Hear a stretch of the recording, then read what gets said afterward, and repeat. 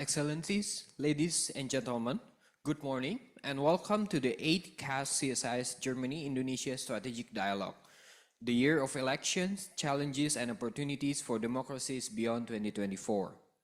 My name is Farhan Julianto and it is my honor to be today's MC. This event is organized by the Center for Strategic and International Studies in collaboration with the Konrad Adenauer Stiftung KAS in the 8th iteration of this annual series.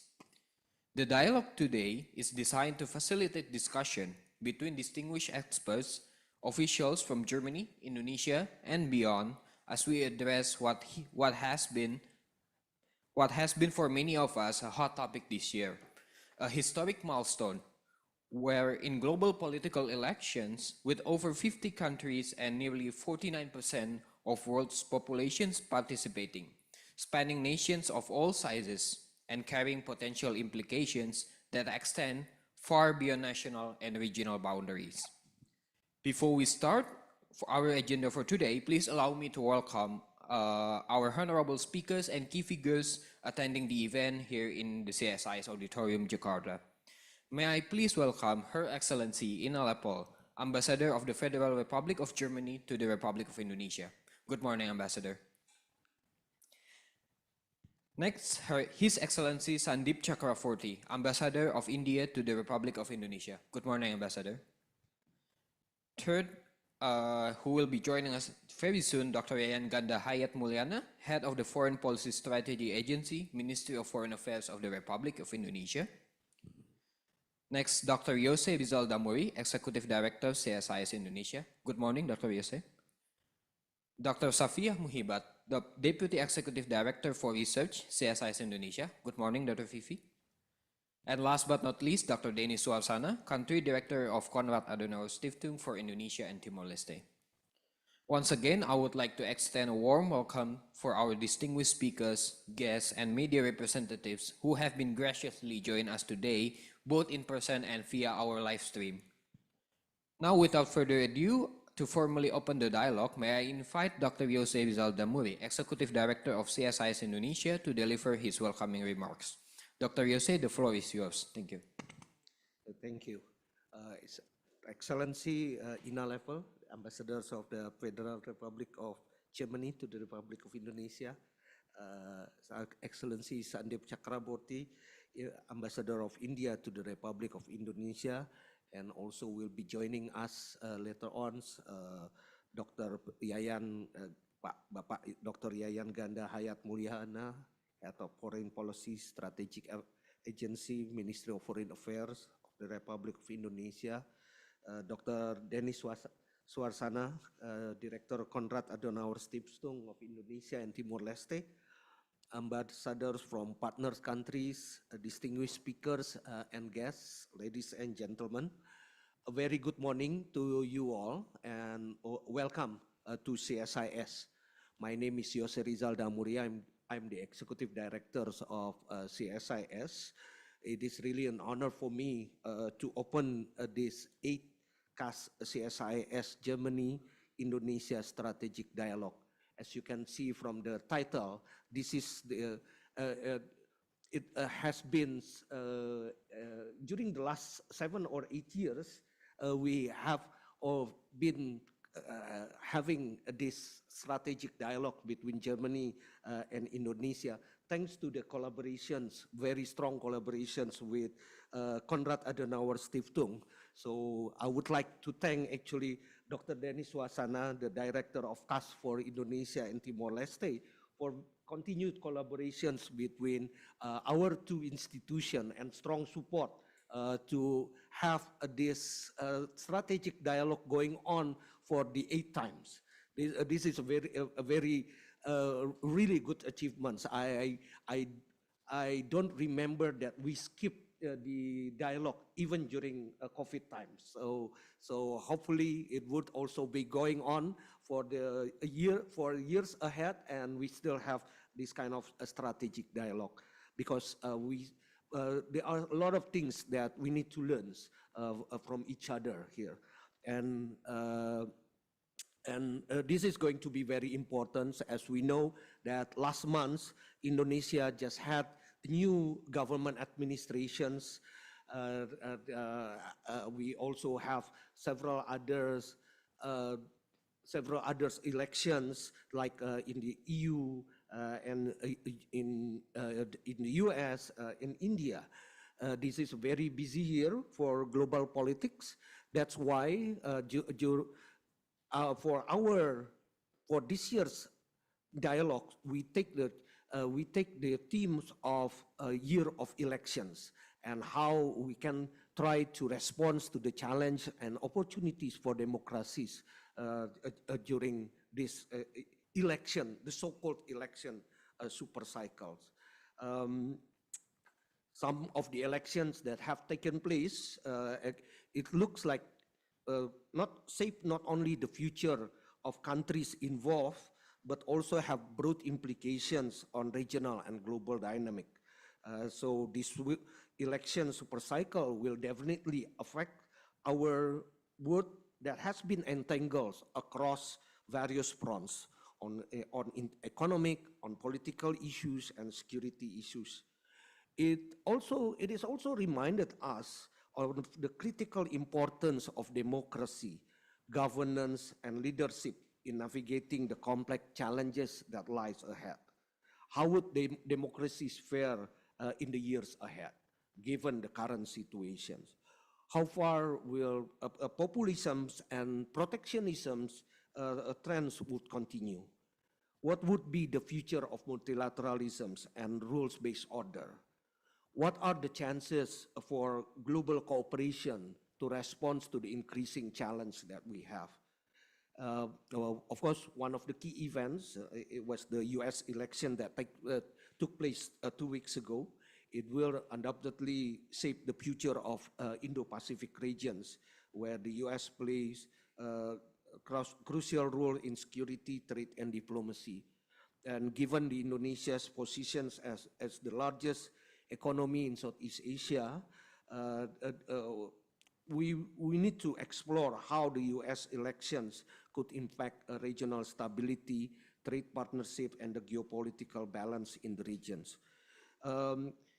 In addition to the US elections, the European Union also had had elections this year that would also change or would affect the relations between Indonesia and European countries, including also Germany. But that also would affect how the regional dynamics would take place in these Indo-Pacific regions. We will also discuss about the EU elections and how that would bring implication and consequences to the regional and global dynamics. And we cannot also neglect the growing importance of India that also had elections this year. So we also would take a look at on how India's growing economic power, growing population, and technological advancements would shape the India's leadership and how this Indian leadership would also affect the regional dynamic. So it is very important for all counterparts, all countries in Europe, in Southeast Asia, including Indonesia, as well as in South Asia, to have active discussions like that we have today, to ensure our countries and regions can cooperate to address our shared challenge according to our shared democratic value. So with that, I open our strategic dialogue, the 8th KAS-CSIS Germany-Indonesia Strategic Dialogue, and I'd like to wish you all fruitful and lively discussions. I also look forward to have substantive results from this discussion. Thank you very much.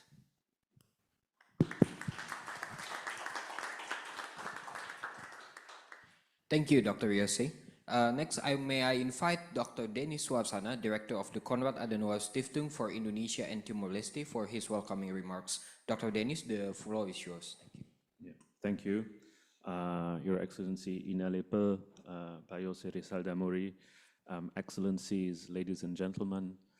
I'm actually very happy when I look at this room today because, as you said, it's the 8th German-Indonesian Strategic Dialogue, and we did not skip any year, even during the pandemic, but in the last 8 years, the format has been or has evolved quite significantly.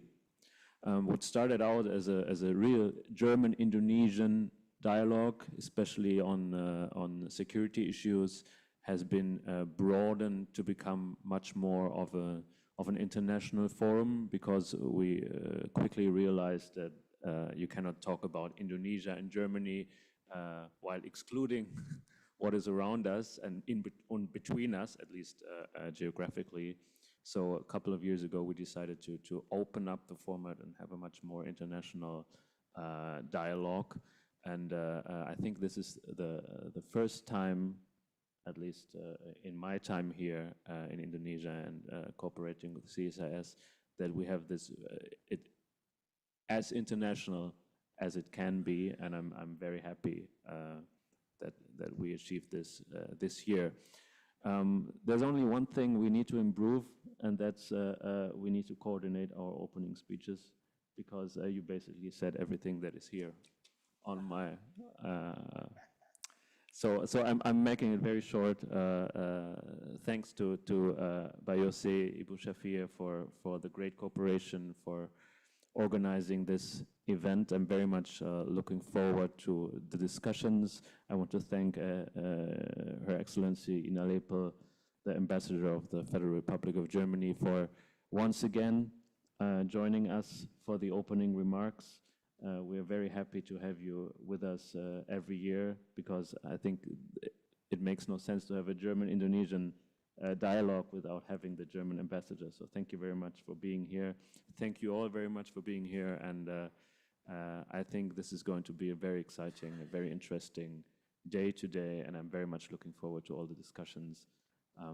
Yes, and well, I think that's it from me, and we finally opened the 8th German-Indonesian Strategic Dialogue.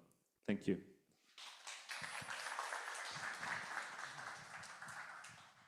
Thank you, Dr. Dennis. Now, to set the stage for today's dialogue, we will be listening to two incredible and insightful speeches by key stakeholders from both Indonesia and Germany. First, we are honored to host His Excellency Arif Hafaz Ugoseno, Deputy Minister of Foreign Affairs of the Republic of Indonesia, for our first keynote address. As the Deputy Minister is currently in Berlin, we invite all participants to listen to his keynote speech via a recorded message. A very good morning to all of you, Excellencies. Let me first of all extend my apology for I could not be with you in Jakarta in this auspicious event of the KAS and CSIS Germany-Indonesia Dialogue, Strategic Dialogue. And this year the theme is the years of elections, challenges and opportunities beyond 2024. And also greetings for the next speaker, Ambassador Inalepe, my good friend. I'm still here in Berlin, and I will hopefully be able to return to Indonesia early December. So I will be able to see you full-time at the end of this year or early January. And once again, also to colleague from CSIS and KAS, thank you for inviting me today. I will speak on elections, of course, but I will start with elections in Europe, where we have a number of important elections here in Europe, in France, and Austria, in Belgium, Bulgaria, Portugal, Czech Republic, and many others. And also we have elections in United Kingdom. And all these elections in Europe have created a number of new dynamics.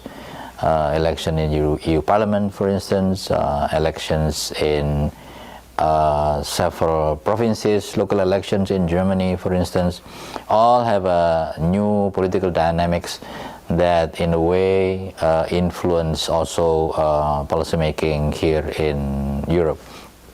In Asia, of course, we have elections in India, Indonesia, recently in Iran, Pakistan, also in Bangladesh. So we see also a lot of new development, a lot of new dynamics coming out of the elections in Asia.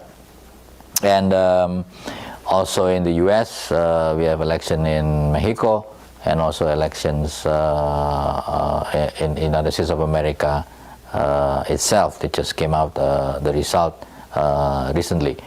So from all these elections around the world, of course, we are very glad that this is an exercise of democracy, the right to gather, the right to vote, the right to express oneself in the political system. And then also at the same time, we see the dynamics of the rising far-right movement in Europe, for instance, where we are seeing new policies that we have not seen for a very, very long time. For instance, one country in Europe, I will not name the country, but one country in Europe has their own internal agreement that they will limit foreign students coming into their country. In Germany, it's not. I'm here still, so we still see a high number of Indonesians studying in Germany. Actually, the number is quite high. When I came in 2018, there were only 8,000 Indonesians studying in Germany, and now it's around 10 to 11,000 Indonesians studying in Germany. The largest concentrations of Indonesian students in Europe is here in Germany.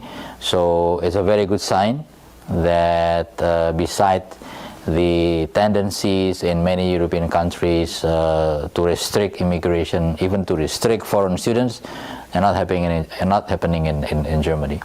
So this is, of course, resulting to sort of a wait-and-see attitude, I would say, at the regional and global architecture. But the recent elections in the US also give a lot of analysis and also thinking on what it could look in the future. Yesterday, I was invited by FAS here in Berlin to discuss about a similar thing, like what we have between KAS and CSIS today. And there were a lot of analysis on what the result of the election in the United States will bring to the regions and beyond. And many analysis, for instance, mentioned that if tariffs are being introduced again to countries who have produced deficit against the United States, then it might create new dynamics, if you will, in the relation with the United States and this particular country or particular regions. For us, I think Indonesia, we are of course preparing ourselves on this new development in terms of trade, in terms of geopolitics, in terms of bilateral cooperation between Indonesia and the US, and in the most comprehensive manner. But also we are looking at how Europe, how EU, how member states of Europe also reacts with the new development in Washington, D.C. One possible scenario would be, for instance, if tariffs are being implemented against European countries, that means there will be more inner European thinking, and this may or may not impact the relationship between, say, EU or EU member states such as Germany with their partners in Asia, or specifically with Indonesia in this case, for instance. Indonesia and Germany, of course, we have a lot of high-level comprehensive cooperations in environment, in technology, in industry, in trade, but it is not yet clear whether this will remain the same or not, because it might be impacted with the economic measures from the US against Germany. So that's one aspect. The second aspect, of course, the fact that the European trade, it's basically a mixed mandate between member states and EU. And what we are looking at is that the FTA or SEPA between Indonesia and EU has been going on for so many years, has been going on with so many rounds. So we are also looking at how EU will react situation in Washington, vis-a-vis Washington with EU and EU with its counterpart in a different part of the world. What the situations might evolve in the future actually is something that might create an opportunity for EU to expand itself more in terms of cooperation with the Global South. And this is something that we still need to wait and see, because we all know that some of the EU regulations, EU policy is not in line with the Global South. Yesterday, a colleague from Africa basically said that EU has abandoned Africa. This is his theory, this is his perceptions, and EU is making more difficult for African nations, although Africa is the largest trading partner with the EU, but even more, it will be even more difficult for them with the new EU regulations in the future. So this is actually a challenge, an opportunity as well for European countries, member states of EU and EU itself, on how they send the right messages, on how they deal with the Global South in Africa, in Latin America, in Asia, and particularly also in Indonesia. So to conclude my short remarks is that this is a time when elections in different parts of the world has impact globally, and this is the aspect that we all have to look very carefully. We have to study it very carefully, because the dynamics coming out of the elections in Europe, in the US, in Asia may have direct impact on how we, each of us, engage in the future. So that is just our thinking here. I hope I can engage even further with CSIS and KAS and colleague excellencies in Jakarta when I have returned to Indonesia, probably early December. So once again, thank you very much, and thousand apologies for myself not being able to be there in physical presence. Terima kasih, thank you, and vielen Dank.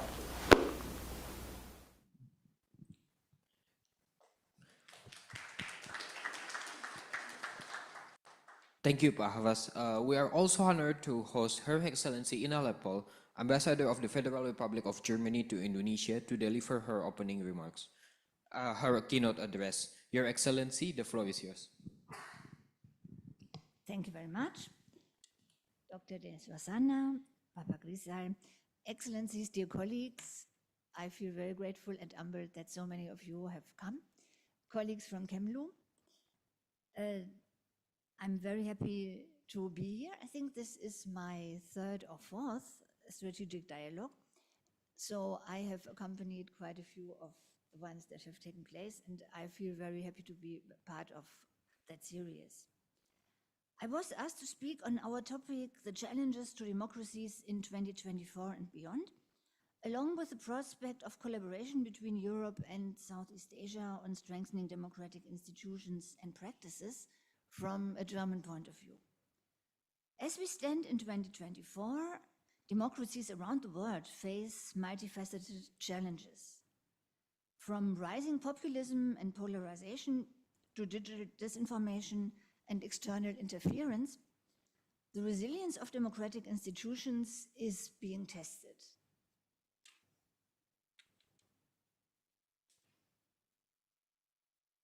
Moreover, the narrative of authoritarian regimes, which praise their sometimes remarkable economic successes as role models for development, is getting traction, not only among countries of the global south, but also in the hitherto stable democracies of the industrialized north.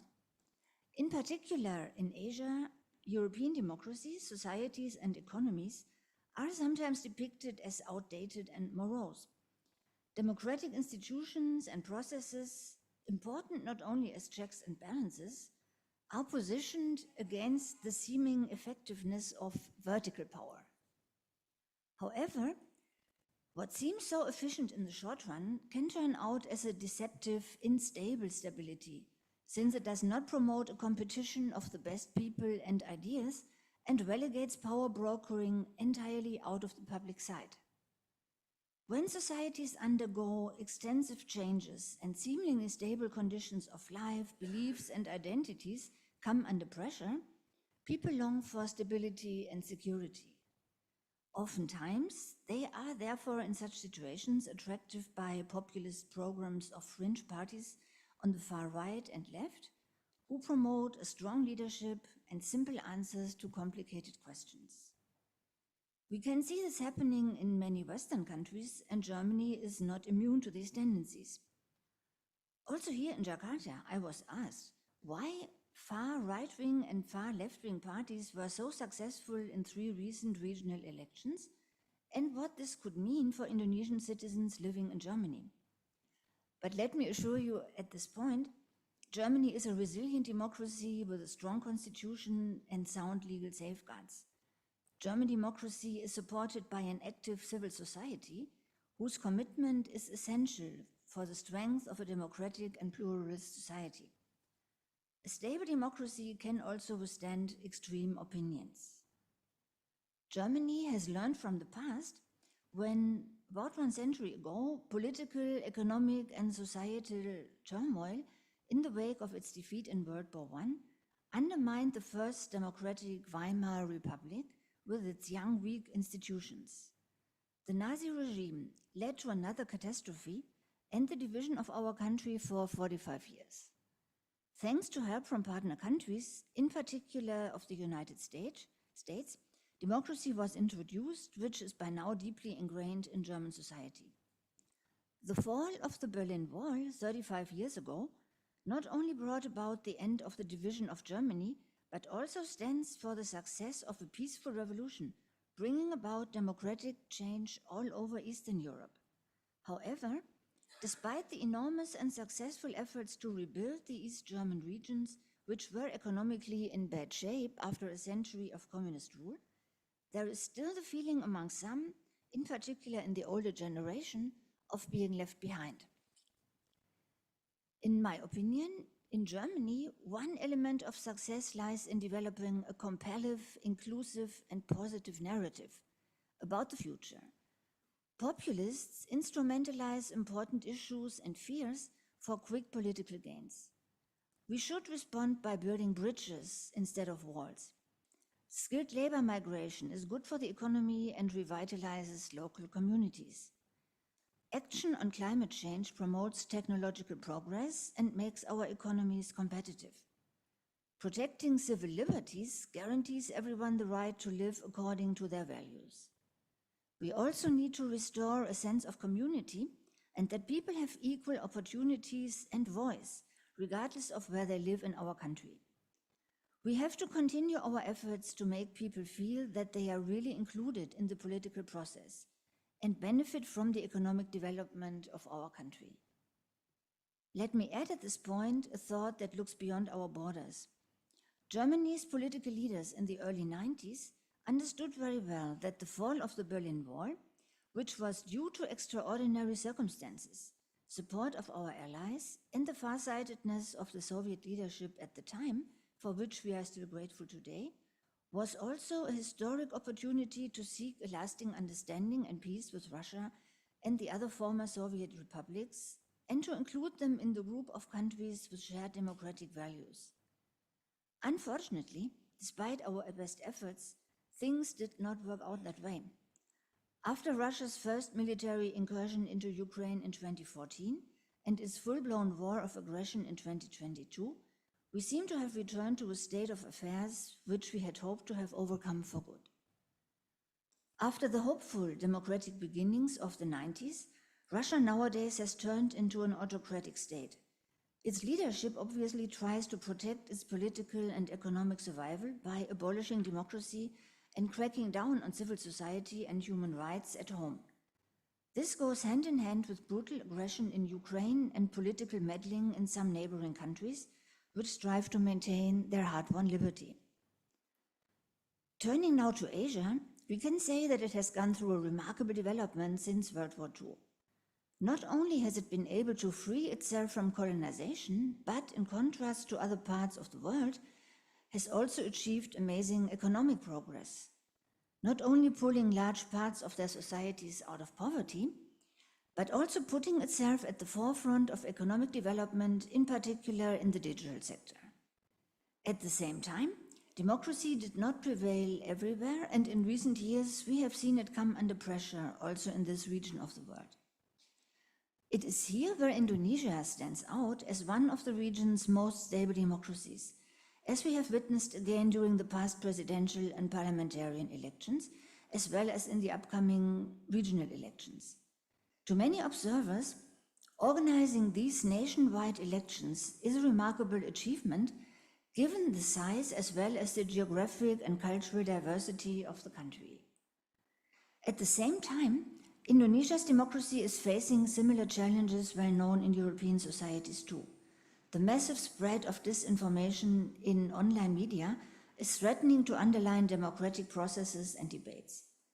At least in Europe, this kind of disinformation is in part caused by interference from outside actors who try to shape public opinion according to their interest or to simply destabilize our societies. Amidst these challenges, there are remarkable opportunities for collaboration, particularly between Europe and Southeast Asia. Germany and Indonesia, as key players in their respective regions, hold significant promise in spearheading efforts to strengthen democratic institutions and practices. Germany and Indonesia can lead this collaboration in several key areas. The first that comes to mind is strengthening democracy bilaterally and in multilateral fora. After the new Indonesian government and parliament are now in place, we should also intensify the exchange between our parliaments and democratic institutions, as is already the case between our boards of auditors. Maybe not the first institutions we think of when talking about democratic checks and balances, but a very important one. Several members of the German Bundestag have visited Indonesia or will shortly do so. We are equally glad the German Bundestag has obtained an observer status with the Parliamentarian Assembly of ASEAN, IPA. After new elections in Germany, we hope to see many invitations from the Bundestag to your parliamentarians to visit parliamentary institutions in Germany. We have also increased our efforts to intensify the cooperation between German and Indonesian think tanks and are supporting projects in collaboration with NGOs in Indonesia in the field of human rights, freedom of press, and civil society advocacy. In this field, we also work together closely with the German political foundations and are very grateful for their support and valuable work in Indonesia. Let me thank in particular the director of Konrad Adenauer Foundation, Dennis Zsuzsa, for bringing us together today and giving me the opportunity to share my thoughts today on this important topic. At the international level, we have regular discussion with the Indonesian governments on possibilities to jointly support democratic and human rights issues in multilateral fora, in particular in the United Nations. Another field of great relevance in cooperation is digital governance. Here, both regions can benefit from collaborative efforts to combat digital disinformation by developing robust regulatory frameworks, promoting media literacy, and supporting independent journalism. Both regions can learn from each other's experiences in managing the digital landscape. At the moment, with the help of GIZ, we are supporting the ASEAN Secretariat in hosting a yearly media forum and are preparing a training to the staff of the ASEAN Secretariat in the field of artificial intelligence and cybersecurity. Together with our implementing partner Deutsche Welle Akademie, we offer trainings for young media professionals in Indonesia, Malaysia, and the Philippines on how to effectively recognize and debunk disinformation. A very important key field, of course, is also economic cooperation. Fostering sustainable and inclusive economic growth can help mitigate some of the root causes of discontent with democratic institutions. Germany supports the countries of Southeast Asia with targeted economic cooperation and development programs on trade, infrastructure, energy, sustainable agriculture, forestry, and food security, among others. Our programs also aim at strengthening of institutions and capacity building. Moreover, Germany has supported Indonesia since its independence with technical programs and financial assistance implemented by GIZ and KfW to support the economic development of Indonesia, lately with a particular focus on making it more sustainable, in particular in the field of energy transition. And as the Vice Minister pointed out, economic cooperation, of course, also refers to trade. And we very much hope to see progress on the TEPA negotiations finally going forward. Another very important field of cooperation is that of civil society engagement. Encouraging greater engagement of civil society that means encouraging greater engagement of civil society in democratic processes. Civil society organizations play a crucial role in holding governments accountable and ensuring the representation of diverse voices. The German political foundations have also been strongly contributing to this undertaking, in particular in the field of parliamentarism, rule of law and good governance, social security, women's empowerment, and social security.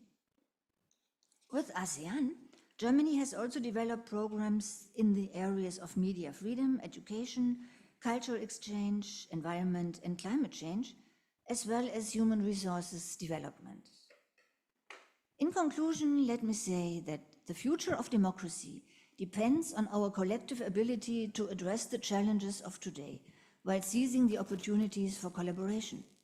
Germany and Indonesia, through their leadership and commitment to democratic values, can pave the way for a more resilient and inclusive democratic order. Together, we can fortify the foundations of democracy for generations to come. Thank you very much for your attention.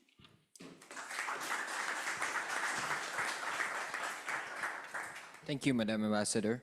We also welcome Dr. Yayan Ganda Hayat Mulyana, Head of the Foreign Policy Strategy Agency at the Ministry of Foreign Affairs. Welcome, Pak Yayan. Now allow me to provide.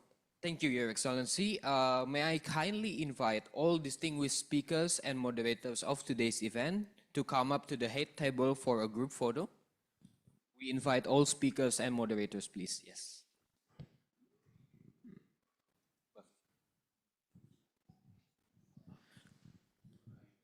Thank you. Now allow me to provide a small technical briefing on today's event. Today's event follows the format of panel sessions between a set of distinguished speakers chaired by a moderator. Following the presentation of the speakers, we will also have a Q&A sessions. Please save some questions and distribute them along with the topics that we'll have today. We also kindly invite the moderators and the speakers of the first session to the head table as they will present their materials.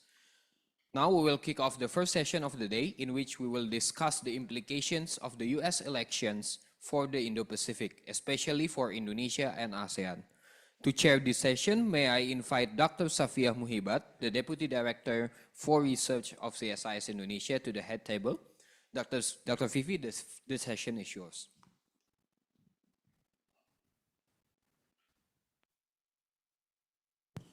Thank you, Farhan. Good morning, everyone. Could I please kindly invite all speakers to come up to the head table, please? Okay, let's begin the session. So again, a very good morning to everyone. Thank you so much for coming to CSIS for our event today. My name is Shafiah Muhibat. I'm with CSIS. An honor for me to be able to chair the very first session of our activity for today. And I think it's quite telling that the title of the session today is quite fitting to begin our talk and discourse for the rest of the day. So the title of the first session is Implications of the US Election for the Indo-Pacific, What to Expect for Indonesia and ASEAN. I think it's quite obvious that our colleagues from CSIS and KAS prepared this event quite some months before, because a more fitting title for this session today would be Implications of Donald Trump's second administration for the Indo-Pacific, What to Expect for Indonesia and ASEAN. And I think Indonesia in particular, and I think, but also the whole of Southeast Asia in general is quite anxious for the prospect of having a second Donald Trump administration. Already various kinds of predictions have been made. It says that we are expecting a more unilateral approach from the US, a more protectionist approach from the US. But I think from looking at it from an Indonesian perspective, what is more concerning from a more political security point of view, that the US might be more assertive towards China, because whether we like it or not, Southeast Asia has always been the arena for US-China competition, so to say. So a more assertive US approach to China would be very impactful towards Indonesia and Southeast Asia. And I think looking at from some of the picks for Trump's top diplomatic posts have been quite telling in this regard. We see that the prospect of Marco Rubio for Secretary of State, and then we also see examples like Mick Huckabee as the ambassador for Israel, and then Elise Stefanik as the ambassador for the UN. Who has been very critical actually for about the UN, and then she's saying she's there to fix everything that is wrong with the UN. And then also figures like Mike Waltz as the National Security Advisor, who has been very vocal about calling for a Cold War with the US, and he's also been famous about calling for boycott for the Beijing Winter Olympics back in 2022. So these kinds of developments have been quite concerning looking at it from a Southeast Asian perspective, because for our benefit is of course a more stable region, a more stable US-China relations, but I think that is the main discussion that we will discuss today, and something that is of course of interest to I think everyone in the room. And so to discuss that, we are very honored to have four very distinguished speakers to join us for this morning's session. So the first speaker would be Dr. Yayan Mulyana. He's the head of Foreign Policy Strategy Agency from Ministry of Foreign Affairs of the Republic of Indonesia. Thank you so much for joining us this morning, Pak Yayan. The second is Professor Edmund Terence Gomez from the University of Malaya. Third speaker is Dr. Zsuzsa Ferenczy from National Donghua University in Taiwan. Thank you for coming all the way to Jakarta. And last but not least is Mr. Taufiqurrohman, the editor-in-chief of the Jakarta Post. So without further ado, I will begin this session by inviting Dr. Yayan to make his remarks. Please, Pak Yayan. Thank you, Ibu, and thank you, everyone. Let me begin by congratulating CSIS and KAS on the 8th Strategic Dialogue, which is very pertinent considering so many dynamics that are unfolding both here in Southeast Asia and in the Pacific, as well as in Europe, and of course in the United States of America. And thank you so much for inviting me. It's really an honor. I wish to use this opportunity to share some reflections, at least from the perspective of the policymakers, from the perspective of the practitioners, on the implications of the re-elections of President Trump as the US president. And on that next slide, I wish to respond on why the US matters to Indonesia, to ASEAN and Indo-Pacific, as well as the forthcoming geopolitical and geoeconomics and the implications of the re-elections of Trump and the Trump risk index and strategic options that Indonesia at least can resort to. Next slide. Next slide. United States has always been deep in the hearts and minds of Indonesians, not only because from the perspective of history that United States used to play a major role in the support of the struggle of independence of Indonesia. Sukarno sent letters to Harry Truman and to Stalin, and also United States was playing greater role in the formations of the UN Commission for Indonesia, in which the first US ambassadors to Indonesia, Mele Kochran, was serving as part of the UNCA.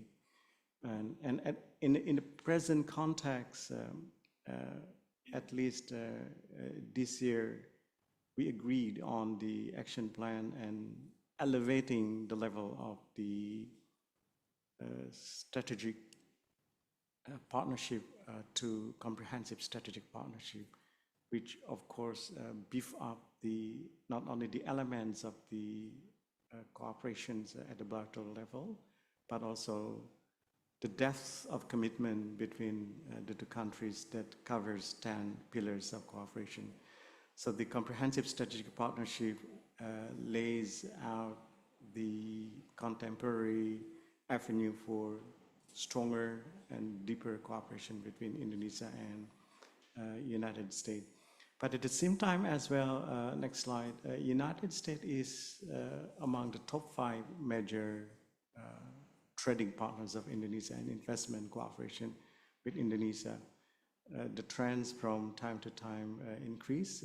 Only in 2023 we had a decrease, but Indonesia enjoys surpluses, and Indonesia's exports to the US reached $23.24 billion last year, with key products like electrical, machinery, and apparel. And we anticipate this year as well, we'll continue to increase the volume of trade between the two countries.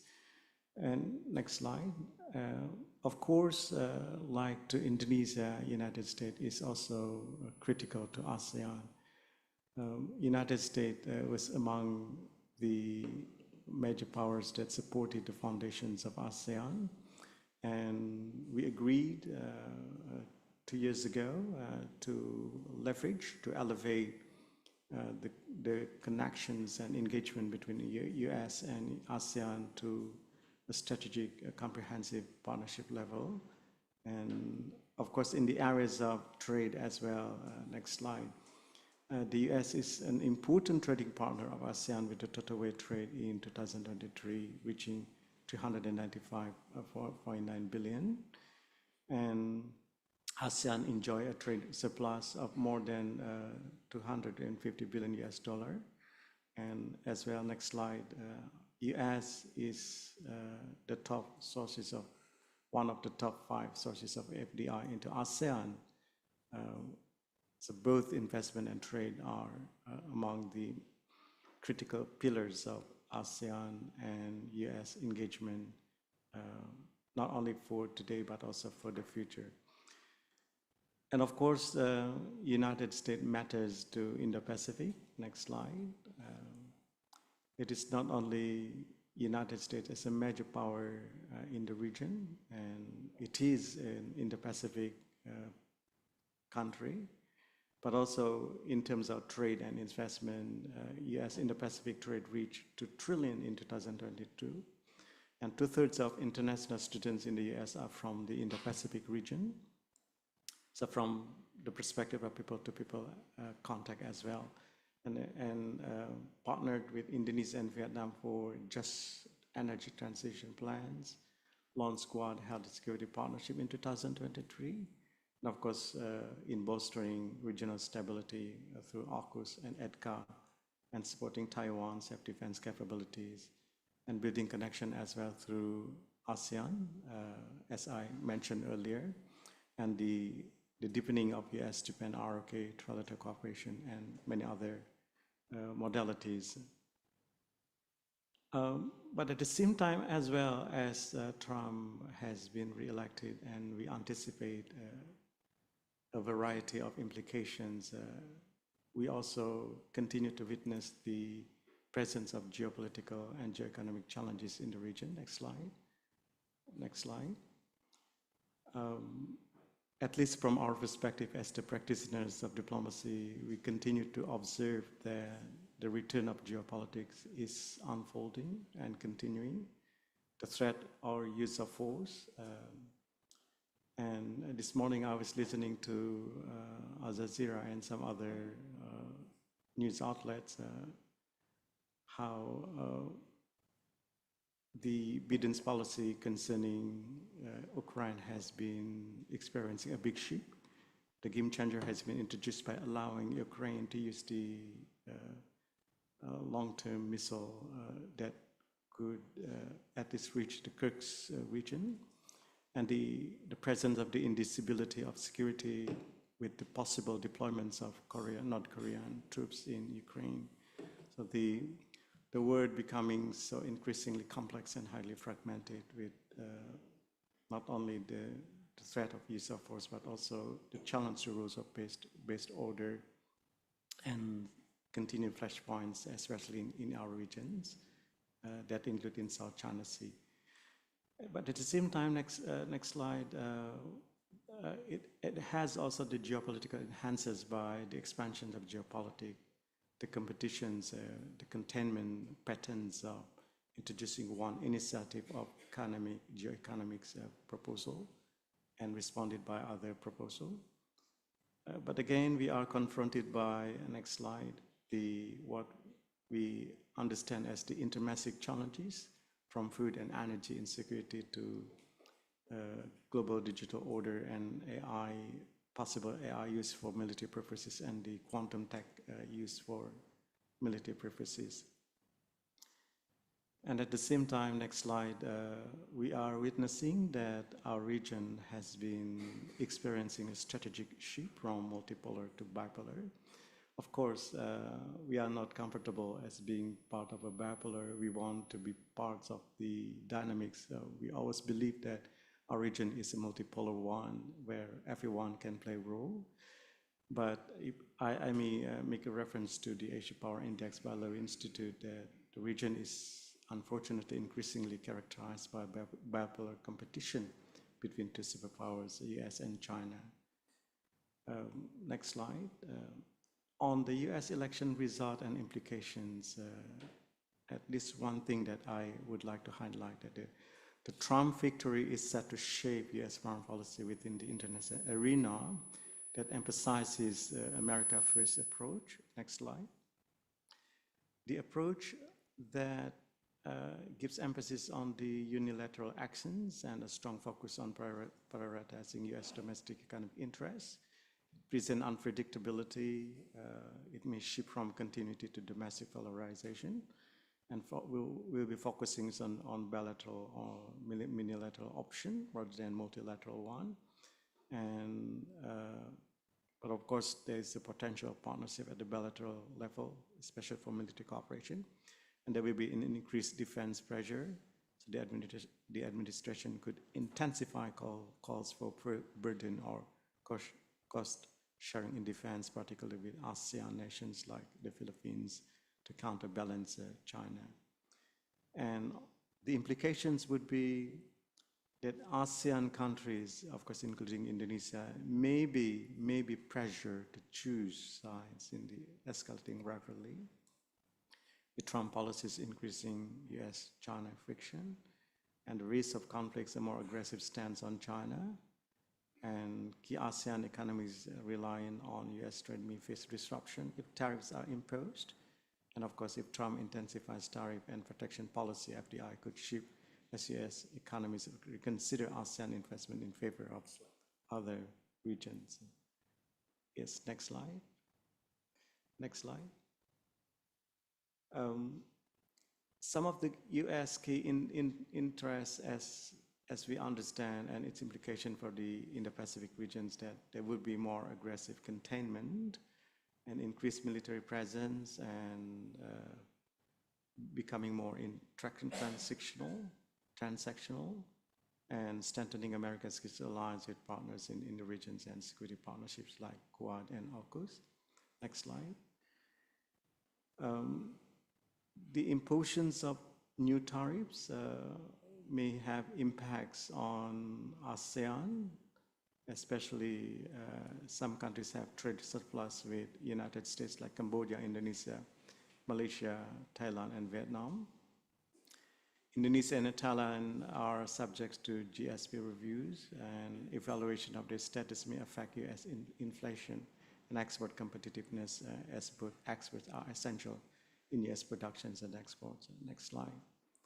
And some other implications to ASEAN that focus more on certain countries in Southeast Asia rather than ASEAN as a whole, as a regional institution, and less engagement of the United States with ASEAN. I have spoken with some of my ASEAN colleagues and asking how would you see United States in the context of the re-elections of President Trump. And generally they say that we want the United States to be near, but not too near. We want to see ASEAN, United States to be far, but not to be far, especially in the creations of the strategic deterrence in the region. And it could be there's a less foreign aid. Next slide. And the protectionism that Trump will apply will affect the FDI from US to Southeast Asia, and the decrease in US investment in technological sectors. And what we recommend is that we need to diversify markets and trade partners, especially for Indonesia, and strengthen regional economic cooperation and strengthen ASEAN centrality and ASEAN roles in maintaining security and stability.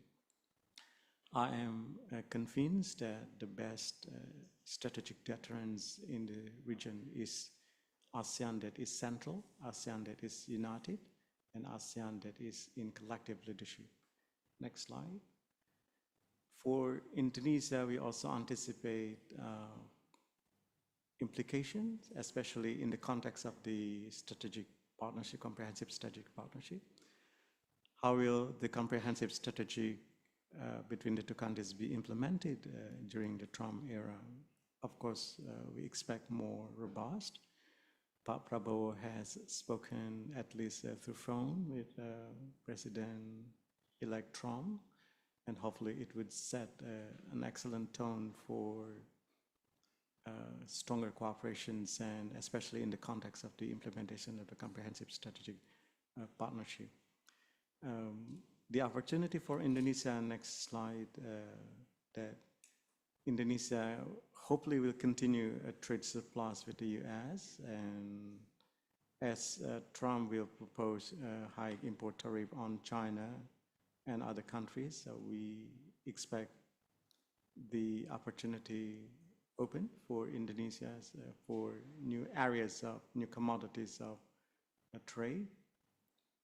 Or perhaps there has been a question, can we replace China as the US top trading partners? And of course, the answers would be really dependent on how much we are prepared in terms of the diversifying export.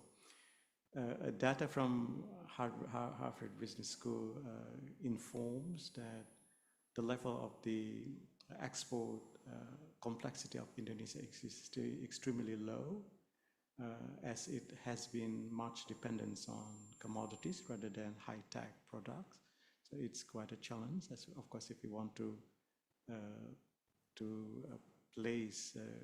have the place of China as the major trading partners of United States.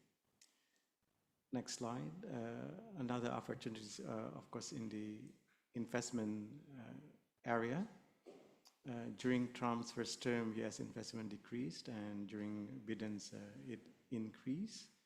And hopefully it won't be decreased, but it will increase. And from the perspective of politics, Indonesia's independent and active foreign policy or non-aligned stance can be seen as a hedging strategy that doesn't harm the US. And Indonesia can be a priority for Trump if it demonstrates a valuable significance to the US compared to its allied countries in the regions like the Philippines and Singapore, and a potential for reduced US support for multilateral initiative involving Indonesia. Indonesia could fill the gap between the multilateral commitment of US and the multilateralisms that is emerging today. Some challenges for Indonesia, next slide, would be possible declining exports due to higher tariffs and slower US economic growth, pressures on the balance of payments and foreign capital flows, and a weakening of rupiah against US dollar. Indonesia's growth could slow by 0.3% between next year and the next 2 years from initial projections.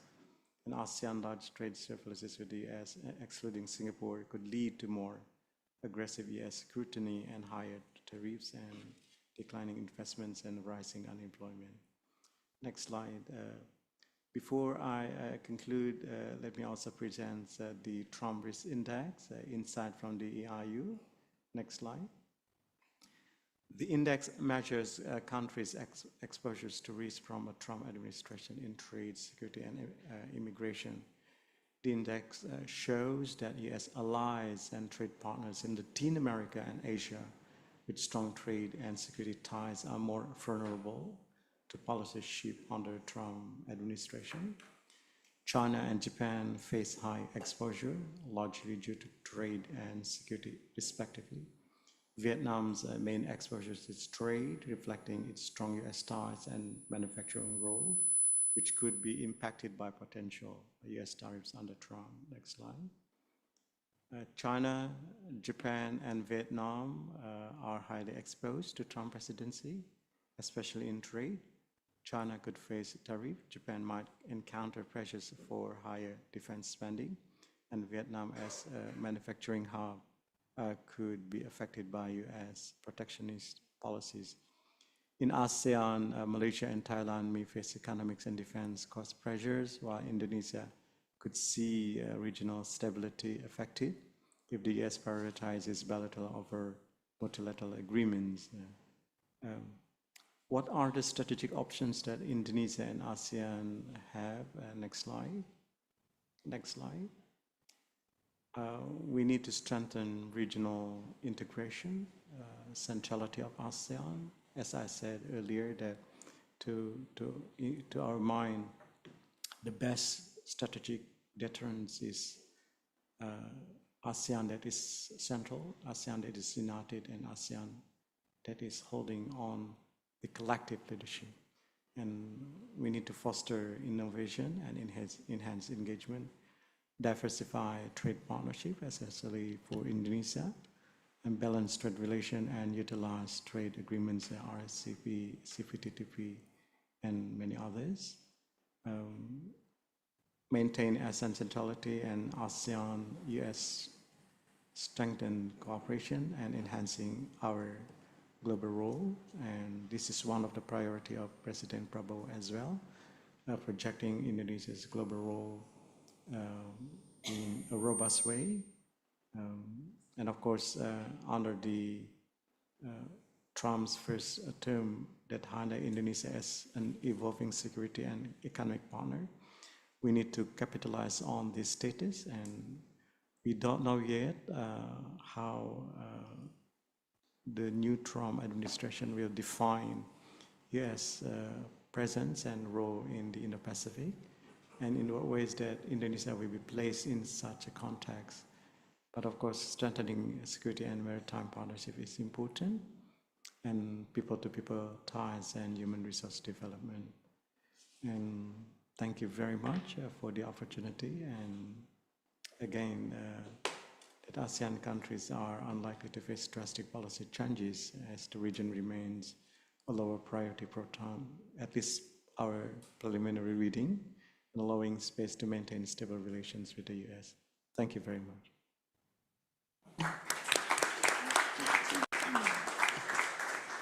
Thank you so much, Dr. Yayan. I think a number of challenges ahead, but I think I'm also thankful for some of the strategic options that Indonesia and ASEAN might have in the coming 4 years. Next speaker, Professor Terence, please. Can we have the slides, please? Let me thank Dennis and Jose for inviting me to speak here today.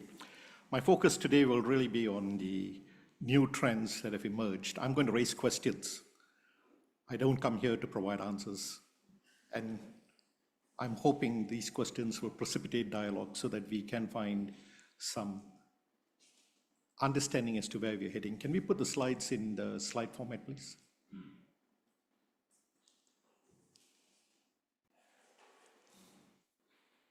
Can we go to...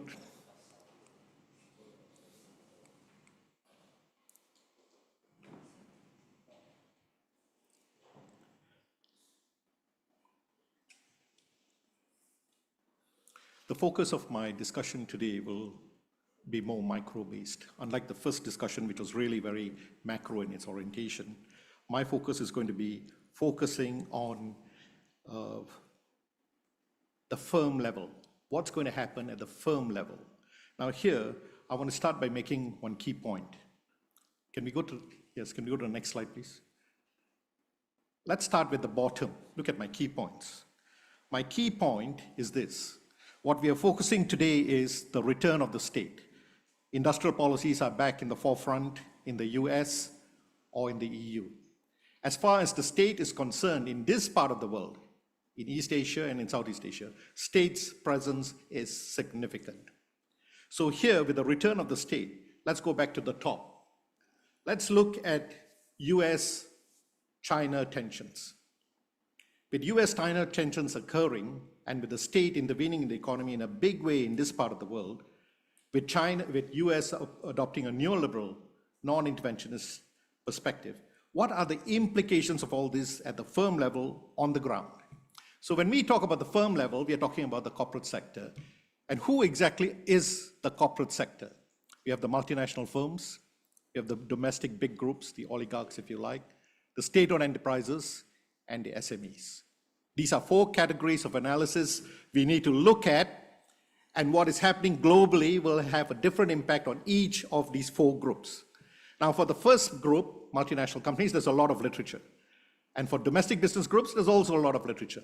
But there's really nothing much, at least in this part of the world, on state-owned enterprises in the ASEAN countries. And in terms of SMEs, there is some literature, but really the significance of what's happening in the global economy on SMEs in ASEAN is not clear. And I'm raising this point because, as you can see, 70 million SMEs exist in ASEAN, 70 million. The second point, when we talk about supply chains, we are talking really about SMEs. We don't talk anymore about SMEs. We talk about supply chains. And when we talk about supply chains, we are referring to the SME sector in particular. But how much do we know about the SMEs who are part of these supply chains? And what's going to happen when we talk about de-risking, reshoring, shore-friendly? What are the implications of all this on 70 million enterprises in Southeast Asia? The second point, a key player, if we talk about the return of the state. The state's primary mechanism, method, tool in an economy are their state-owned enterprises. And if you look at the top 10 countries with the largest number of SOEs, they are China, Indonesia. Indonesia has a Ministry of State-Owned Enterprises. Malaysia, we had a Ministry of Public Enterprises, but they disbanded it because they wanted to keep it quiet. They don't want information on SOEs because it's a powerful economic tool. Why bring exposure to what's happening in this powerful economic tool controlled by the politicians? So now we don't know how many SOEs there are in Malaysia. Then we have Thailand, India, Saudi Arabia, Russia, Brazil. All these countries are part of BRICS. And we have to discuss BRICS. Can we have the next slide, please? Let's start with China. China's presence in the region is growing phenomenally. China has 2 methods, what I call top-down through the SOEs, statism, and then we have the entrepreneurialism, bottom-up. Xi Jinping supports domestic enterprises in a big way. But Xi Jinping, when he introduced the BRI's primary tool was his state-owned enterprises. We are also dealing with the Chinese Communist Party. Extreme concentration of power in the hands of one party. In fact, one would now say with Xi Jinping extending his rule, power is now concentrated in the hands of one individual. We can debate this. There are probably China experts here who know better. But let's talk about a very hegemonic state. In terms of SOEs in China, 100% control, there are 363,000 such enterprises. And those with 100% control, there are also enterprises with lesser control, 30% and less. There are also enterprises with which the state has a presence. And when you have a strong state which has a presence in these companies, it doesn't matter how much equity control is. What is important is who has control, decision-making powers. And if you put this all together, we are talking about 1 million enterprises or so in which the Chinese state has an influence on enterprises. And this is, as I put here, a shadow political economy. We know very little about these enterprises. But while I may appear to be critical of these SOEs or enterprises in China, let's look at the green economy, green energy. In terms of green energy, 80% globally solar panels come from China. Wind turbines, 40% globally. Refined earths for electrical vehicles, 90% globally from China. They are a significant player. This is something the US will have to deal with. Meanwhile, we have other types of SOEs. We have the Sovereign Wealth Fund. We have the domestic or the development financial institutions, the DFI. And here we see a nexus between the financial institutions and industrial capital, financial industrial linkages. The state controlling the finances, the state controlling the industrial sector, the state financing it, and all ultimately under the control of one party. Very well organized. Now, what are the implications of this? And then we come to BRI. Xi Jinping, one of his first policies when he came to power was the BRI. And if you look at the BRI, its investments in ASEAN countries is significant. And here, more importantly, by 2023, 150 countries had signed on to BRI projects. Critics will say the outcome of BRI projects have not been very good. Fine. So why did 150 countries sign on for the BRI? That's the puzzle. And that's a puzzle we have to sort out. But let's look at private enterprises meanwhile. China has supported the automobile sector. Leave aside the tech sector. I'll just talk automobiles because it's so visible here, even here in the streets of Jakarta. And within 1 decade, look at how that sector has grown phenomenally, and they have gone global.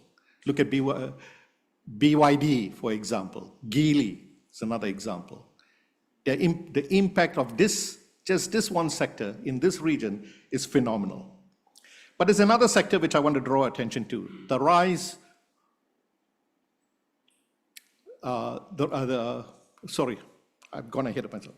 There's another sector I want to come back to. It's the private firms. When we talk about private firms, how did they do it? Xi's emphasis on strategic investments, insisting on innovation, and stressing supply chains. So here, while the state supports industrial capital, private industrial capital, the state also has great expectations of them in terms of what he expects them to produce. And that's why we can see the dynamism of these Chinese firms. Can we go to the next slide, please? Let's move on now to the United States. Here, Biden's administration is coming to an end, but there is something to be said about Biden. Here we see the rise of industrial policies under Biden, the IRA, the Inflation Reduction Act, and of course, the CHIPS Act, introduced in 2022. Internationally, we have the G7, which proposed the Partnership of Global Infrastructure and Investment, PGII. 600 billion ringgit was allocated through the G7 to the PGII. And the other major dimension is, of course, the Indo-Pacific Economic Framework, which we just heard something about. But I want to draw your attention to what happened in the G7 summit recently in Italy in June.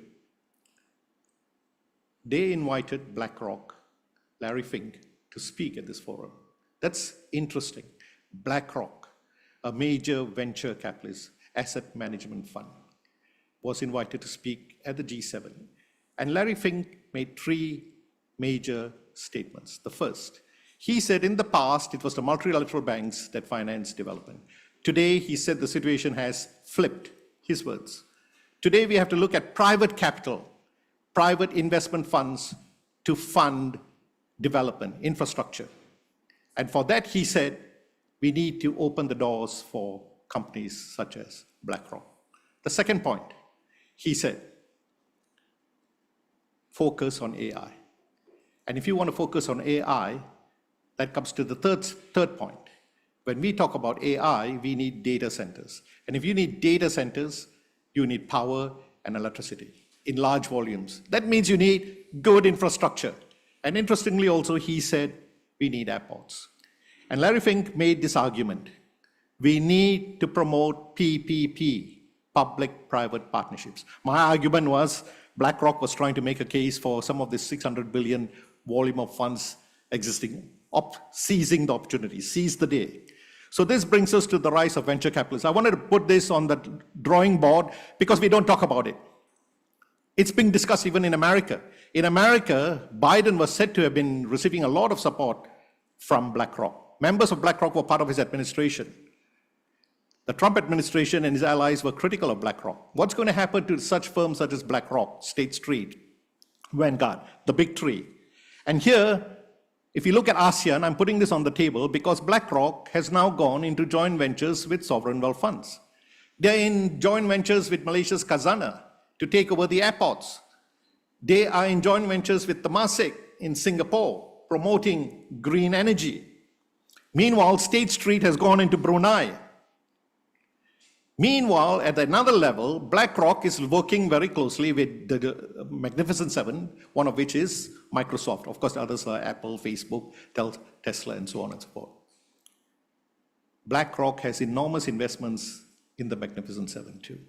So here we're seeing a coming together of enterprises, major enterprises having co-ownership at the firm level who are also creating their own supply chains. And then we have, of course, the semiconductor sector, the key sector now. And here we have major players like Intel and AMD. And they too have their own supply chains, which are also key players in the ASEAN economy. What's going to happen to all these enterprises now that we have Trump coming to power? Meanwhile, we also have US working with Japan, creating what they call the Luzon Economic Corridor to get access to rare earths, because to build your batteries, to build your semiconductors, you need rare earths. Can we have the next slide, please? For that reason, I don't just want to talk about the United States and China. I think we got to bring in the other actors, Japan and Europe. Let's start with Japan. I'm putting Japan here because there's enormous support by the Japanese state for industrialization of ASEAN, focusing specifically on under-industrialized ASEAN. Japan's strategy is to focus on regions such as those, countries such as those in Indochina, highly under-industrialized. So as you can see from my slide, the East-West Economic Corridor, which was created to create linkages between Vietnam, Thailand, and Myanmar, linking up into South Asia to give them entry into India. They have also promoted the free and open Indo-Pacific, FYP, to create channels for investments. They have also created the Southern Economic Corridor. Here is another corridor at the lower level also, but here the focus is on the automotive sector and the E&E sector. I mentioned the Luzon Economic Corridor. Japan and US working together with the Philippines, a close ally of the US today. And then we have special economic zones. So you can see Japan is really moving in very actively into Indochina. That is their focus. That's where they're going to pay attention to. And meanwhile, we also have, if we give aid to these countries, the companies that get implemented are Japanese firms. I give you aid, but the contract should go to Japanese firms. Strategically well thought through. And meanwhile, on the other hand, we have EU. I'm not going to get into the details, but as you can see here, a list of things that EU has been doing. EU has been very active, but my argument would be, as active as the EU has been, they may not be as well coordinated as we have seen in Japan or in China. Can we go to the next slide, please? Or even for the matter, the US. So what are the new trends? Now here, and this was my point, the key issue with the return of the state, we got to look at government-business cooperation, which is becoming more common.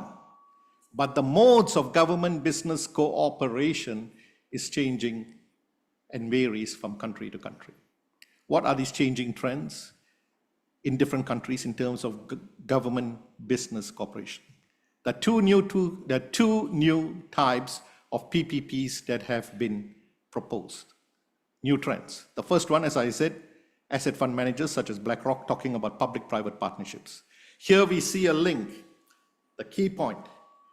Industrial investment capital has been forged by BlackRock with industrial capital, taking on China's industrial financial capital ties.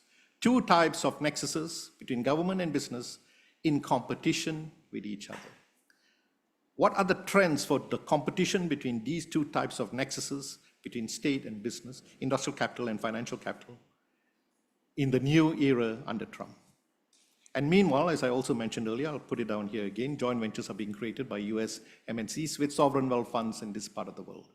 I haven't seen these companies here in Indonesia yet, but I haven't done enough work on Indonesia.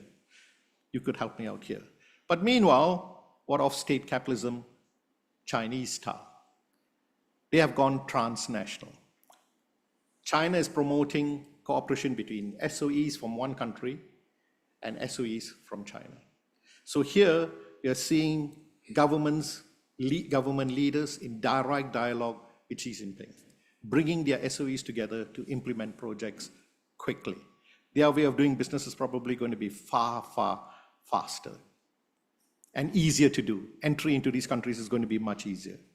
And especially in the mining sector, which is becoming so important to get access to rare earths. The last slide, please.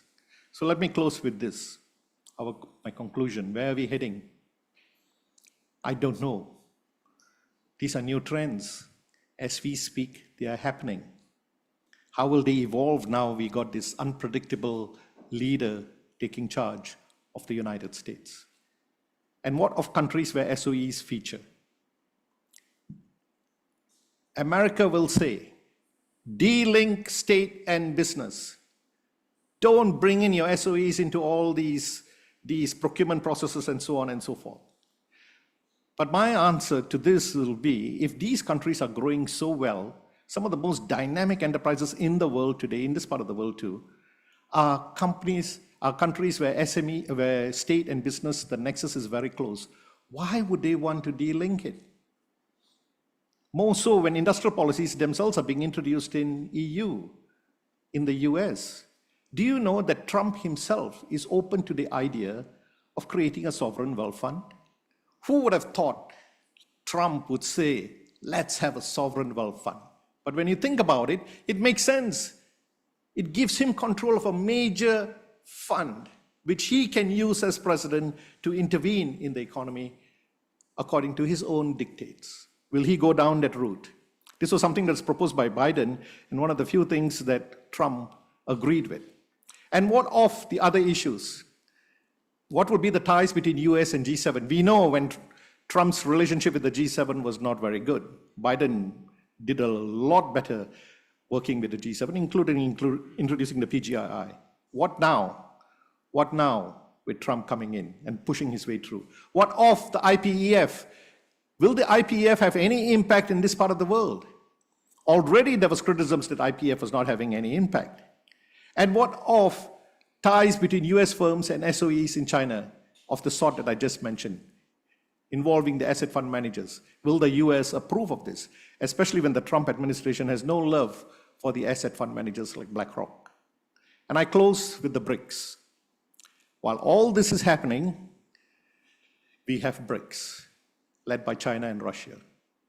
And they have just expanded the group to bring in 12 more countries. Of the dozen countries that were brought in, all 12 are SOE-driven economies. This makes the relationship between these countries to get their enterprises, leaders of these countries, using their SOEs under their control to make decisions, man to man, leader to leader, making fast decisions quickly can occur, and I think will occur. The question then will be this: these emerging economies, will they have an interdependent relationship with China? Yes. Will they become subservient to China? I worry about that. So where are we heading? On one side, BRICS, on the other side, new trends in the US. This is something I'd like to put on the table for us to discuss. Thank you.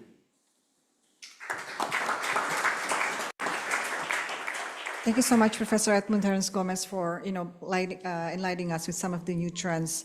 To the third speaker, Dr. Zsuzsa Ferenczy, please.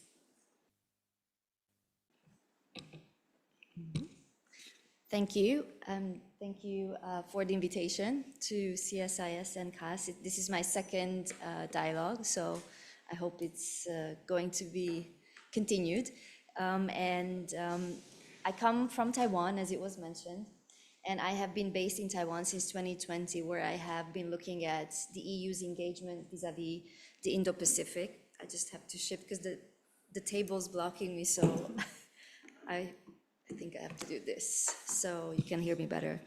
And so I have been looking at how the EU positions itself in the Indo-Pacific. And so the questions we're looking at today will be in a way shaped by my observations in the region as a European. So hopefully that will complement and also challenge some of the points I've heard. And also what I would like to start with is to say that because I am more of a China analyst, the China factor will be quite heavy in my presentation. But I also want to make the first point here that because we're talking about the challenges and opportunities and also how the American elections will shape the region, the first point I make here is that the region will not be shaped only by how America or other partners or other countries approach ASEAN, but how these countries and how the region responds. So that brings me to the question of, or the issue of agency, because I think what we've seen also in the context of BRICS and the so-called Global South, I think what we've seen in the past few years is, in particular in light of the growing US-China strategic rivalry, that not only developing countries, but developed countries as well are positioning themselves, avoiding to choose sides. And I think this is something that will be interesting to see how it will be shaped by Trump 2.0. So I think we agree here that the US elections will have profound implications on global trade, both traditional security and non-traditional security, climate change, health, and diplomacy. So as Ambassador Lepel spoke about challenges in terms of disinformation and narrative shaping, this is another point that I would like to bring into the conversation a little more, because I think when we discuss how countries in the region can manage their relations with China going forward or other partners and the US, clearly, I think understanding strategic intentions and ambitions is very important, and also the threat on disinformation in the context of AI, generative AI is, I think, a crucial point. So the question to ask, well, how does ASEAN and how does the Indo-Pacific region respond to the challenges that come from a new administration, and how do these relations, how a new administration will shape the future dynamics in the region. So the Indo-Pacific is a region that I've been looking at, and again, you need to take my points as a European. I do believe that we sit around the same table, but we often have perhaps different perceptions and different self-perceptions. And what I've been very fortunate to look at is how Europe's perception of the region has evolved, but also Europe's self-perception. And in the context of EU-Taiwan relations, this is something I think it's very interesting to look at in terms of a test case for how Europe can engage the region, because of course it's the US elections, but as I said, I think it's more valuable to look at the complexity and the many partners that will be engaging the region and how the region will respond. Again, the question of agency. So just a few words about what I observe as being the American approach to the Indo-Pacific. So that's the perception, again, seen through my lens as a European. So I think that the US sees the Indo-Pacific through its strategic rivalry with China. And I think this goes both ways. China also looks at the Indo-Pacific through its strategic rivalry with the US, and they compete for regional dominance. And the US focuses on free, open, connected, prosperous, secure, and resilience in the Indo-Pacific as a region. But of course, it also sees China as the central threat to this openness. And the ways to reach and to achieve this kind of Indo-Pacific open region in partnership with countries in ASEAN is with democratic institutions, free media, transparent governance, shared standards for the commons ranging from ocean to space, cyberspace, emerging technologies. And again, this immediately brings into the question of how China challenges this agenda that the US has vis-a-vis the region.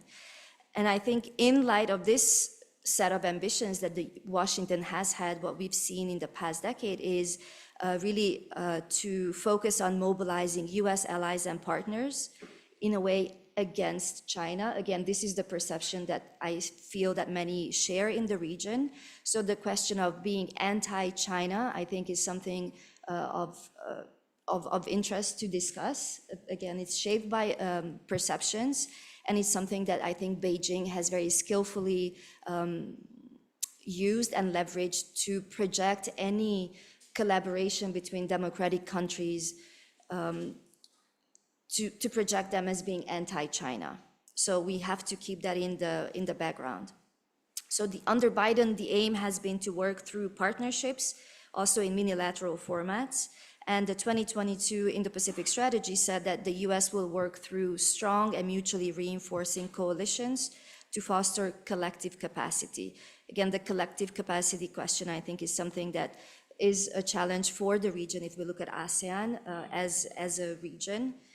And then I also would like to add here, speaking of the US approach to the Indo-Pacific and the very central focus on China, is that the US has had a bipartisan support on China in terms of the need to address China's growing capacity to challenge American power in the region and beyond. And this has enabled continuity in US foreign policy. So I suspect that this is something that we will see under Trump as he returns to the White House. And I also think that it is unlikely that Trump will shift away from this or consider an approach that works with China rather than against China. Again, perhaps these are strong words, but I think what we've seen so far in the narrative, we should expect both us Europeans, but both the region and also Taiwan should prepare for high expectations in terms of alignment with Washington, even in cases when countries in the region might feel that that alignment doesn't necessarily serve their interest as much as Washington's interest. So I think that's something that is what I suspect that might be part of the new reality. If I turn now a little bit to China's approach to the Indo-Pacific, well, I don't have to perhaps go down to the basic because we all sit in the Indo-Pacific and you're all familiar with that, but there's clearly a new direction under Xi Jinping seen through increased number of diplomatic ties and visits, also focused on centralizing power, shifting to a more assertive foreign policy. And this has been visible in the region, the South China Sea, also in the Taiwan Strait. So I'll speak a little bit about the Taiwan Strait as someone who's had this privilege to really watch cross-strait relations from within. But before I do that, on the visits and on the diplomatic front, how Xi Jinping has really leveraged this to increase influence, I looked at a research conducted on the number of visits from foreign leaders to China in the past under Xi Jinping's rule. So Cambodia's prime minister made 13 visits, so that's the number one. Russia's president made 12 visits, so that's second. And then third, although at a different level is Russian Foreign Minister Lavrov, who made 10 visits to China in the past decade and plus. So I guess this just, again, it's a confirmation of the strength of the China-Russia strategic alignment. And I think this is another important element to keep in the conversation, at least definitely from Europe's perspective. And I think Ambassador Lepel also mentioned this quite explicitly. And in my frequent visits to Brussels in the past years, especially since 2022, I do see that whenever we talk about the China challenge, or in whichever we want to frame it, the China-Russia strategic alignment is very much a priority. So we see our relationship with China through that lens, I think, more and more. I have my questions whether Beijing understands the gravity of that for Europe, whether Beijing understands that for Europe things have really changed in the perceptions that we have of China since February 2022. So moving on a little bit to Taiwan, because of course we all follow the news, and I don't need to walk you through again the hybrid warfare that the PRC has been engaged in, increasingly so in the past decade, especially since 2016, since we've had a DPP president. But there's two new trends I would like to highlight, and perhaps we can discuss that if of interest to anyone. One is the regular maritime law enforcement patrols by the Chinese Coast Guard around Jinmen Island, which is closer to the PRC, but it is under Taiwan's control. And this is something that is hybrid warfare. It's not an act of war if the Chinese Coast Guard per se is involved. So this is something that we've seen increasingly take shape since February this year. And also the second is the legal tools that the government has introduced to prosecute Taiwanese for acts of secessionism. And we've seen the first case of a Taiwanese political activist sentenced in China to 9 years for secessionism.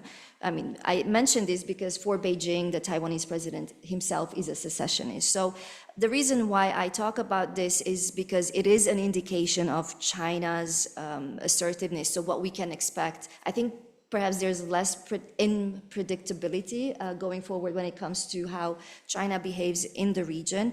I also am very much aware, and the discussion about BRICS and China's influence in the developing world, that this is by no means to dismiss the importance of China and partnerships with China in the region. Clearly in Europe, we are further away, we have different relationship with China, and this is going to also affect how we have, or we will be able to strengthen the transatlantic relationship when it comes to China. Because on that front, I think, although the US and European countries are aligned when it comes to understanding that there's a need to address the risks that come with closer cooperation with China, I think we are on quite different, we have different agendas.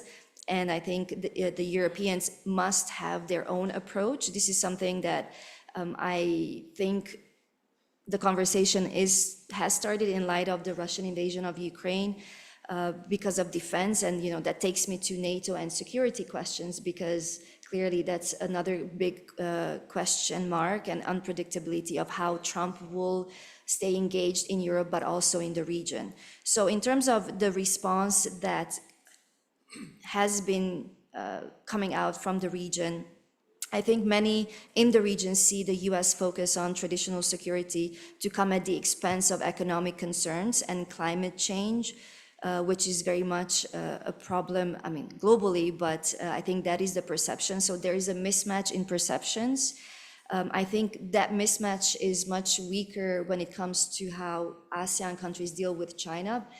again, because of China's focus and skillfully leveraging BRI, GDI, GSI, GCI to increase its footprint, but also influence that is perceived, let's say, as I would put it, that is perceived to come at the expense of liberal international order or whatever we have in place at this stage. So I want to end with what I mentioned earlier about the threat of disinformation and information manipulation. And I think in this regard, Europe has played a leading role in terms of addressing this challenge. I think on this front, there is a hopeful prospect for perhaps the transatlantic bond to strengthen.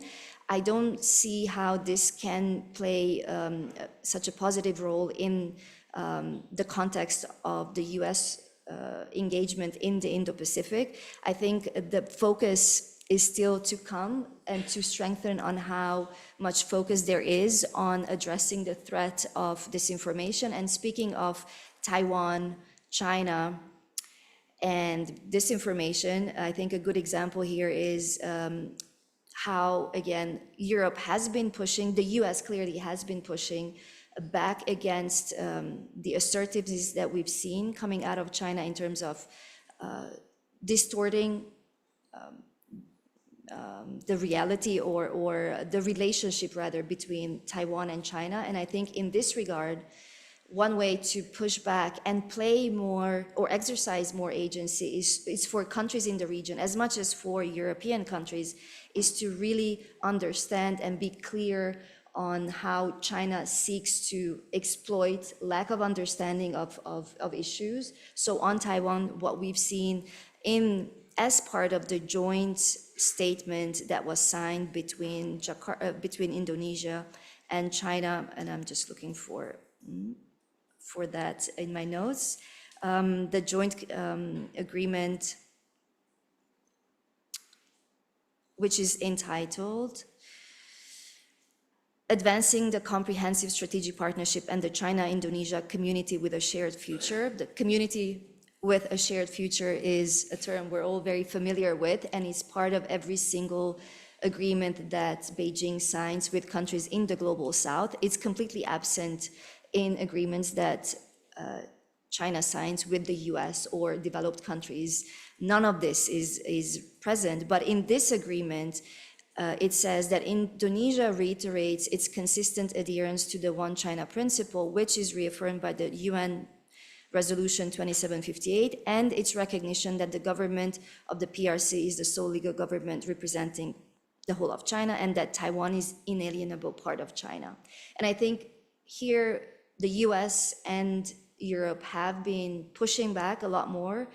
This is more of the opposite of pushing back against attempts to claim that the UN General Assembly resolution actually takes a position on Taiwan's status. It does not.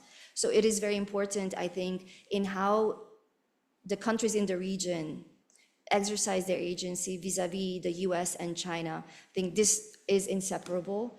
And I think where I see opportunity for cooperation is to really sit together and come up with ways where we can actually coordinate efforts that are based on a better understanding of Chinese intentions, on the benefits that these countries in the region and beyond in the global south can actually have. And I think that's where I see potential for cooperation. But obviously this is in light of unpredictability that was mentioned, and I think that's the only certainty that we can actually count on. So I try to bring new elements to the conversation and go beyond the US and ASEAN and Indonesia and kind of broaden the conversation. And I think having Europe in more specific ways part of this conversation is valuable. So thank you for the discussion, and I look forward to the debate. Thank you so much, Dr. Zsuzsa. So quickly to our last speaker, Bapak Taufik. Thank you, Bufifi, and thank you for CSIS and CAF for having me on this morning. I think it's previous speaker has talked about the strategic implication and also coming from a structural problems in the region. I want to add a little bit of sort of personnel and personality on this issue, because journalists likes drama, right? We like juicy gossip behind the story, and I think this morning I want to add a little bit on the agency level. I want to focus on personalities, because I think with Trump this is part and parcel of the policy as well, because I think in the first Trump administration, if we can learn anything from that period, is that the uncertainty was so off the chart that we cannot imagine that we're going to see a repeat of that episode. But here we are. We're going to have another second term. But I think going into the last election, the U.S. election, I think we came in with an expectation that this is going to be a more structured or more, a better Trump, so to speak, or a more disciplined Trump. And I think up until the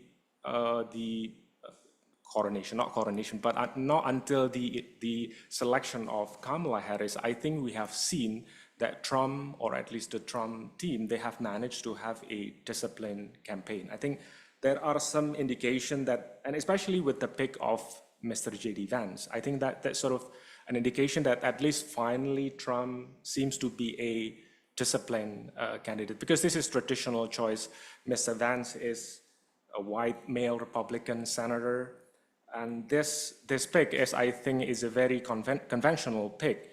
Will be very different if Mr. Trump, for instance, pick Mr. Ramaswamy or Robert Kennedy Jr. That will be completing the picture of Trump being a very unpredictable, erratic candidate. But, well, he picked Mr. Vance. That's the first indication. And there's also been a talk about Project 2025.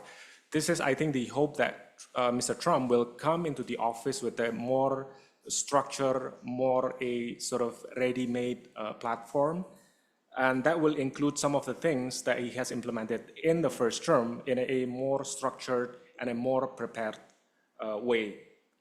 And then, of course, I think the media review in the US has been that, again, prior to the selection of Kamala Harris, I think the review of the campaign has been that it has been a very smooth and tight campaign. And I think that has been reflected in the polls, that I think Mr. Trump consistently beat Biden. And that's part of the projection that this is a better, or this is a more disciplined Trump.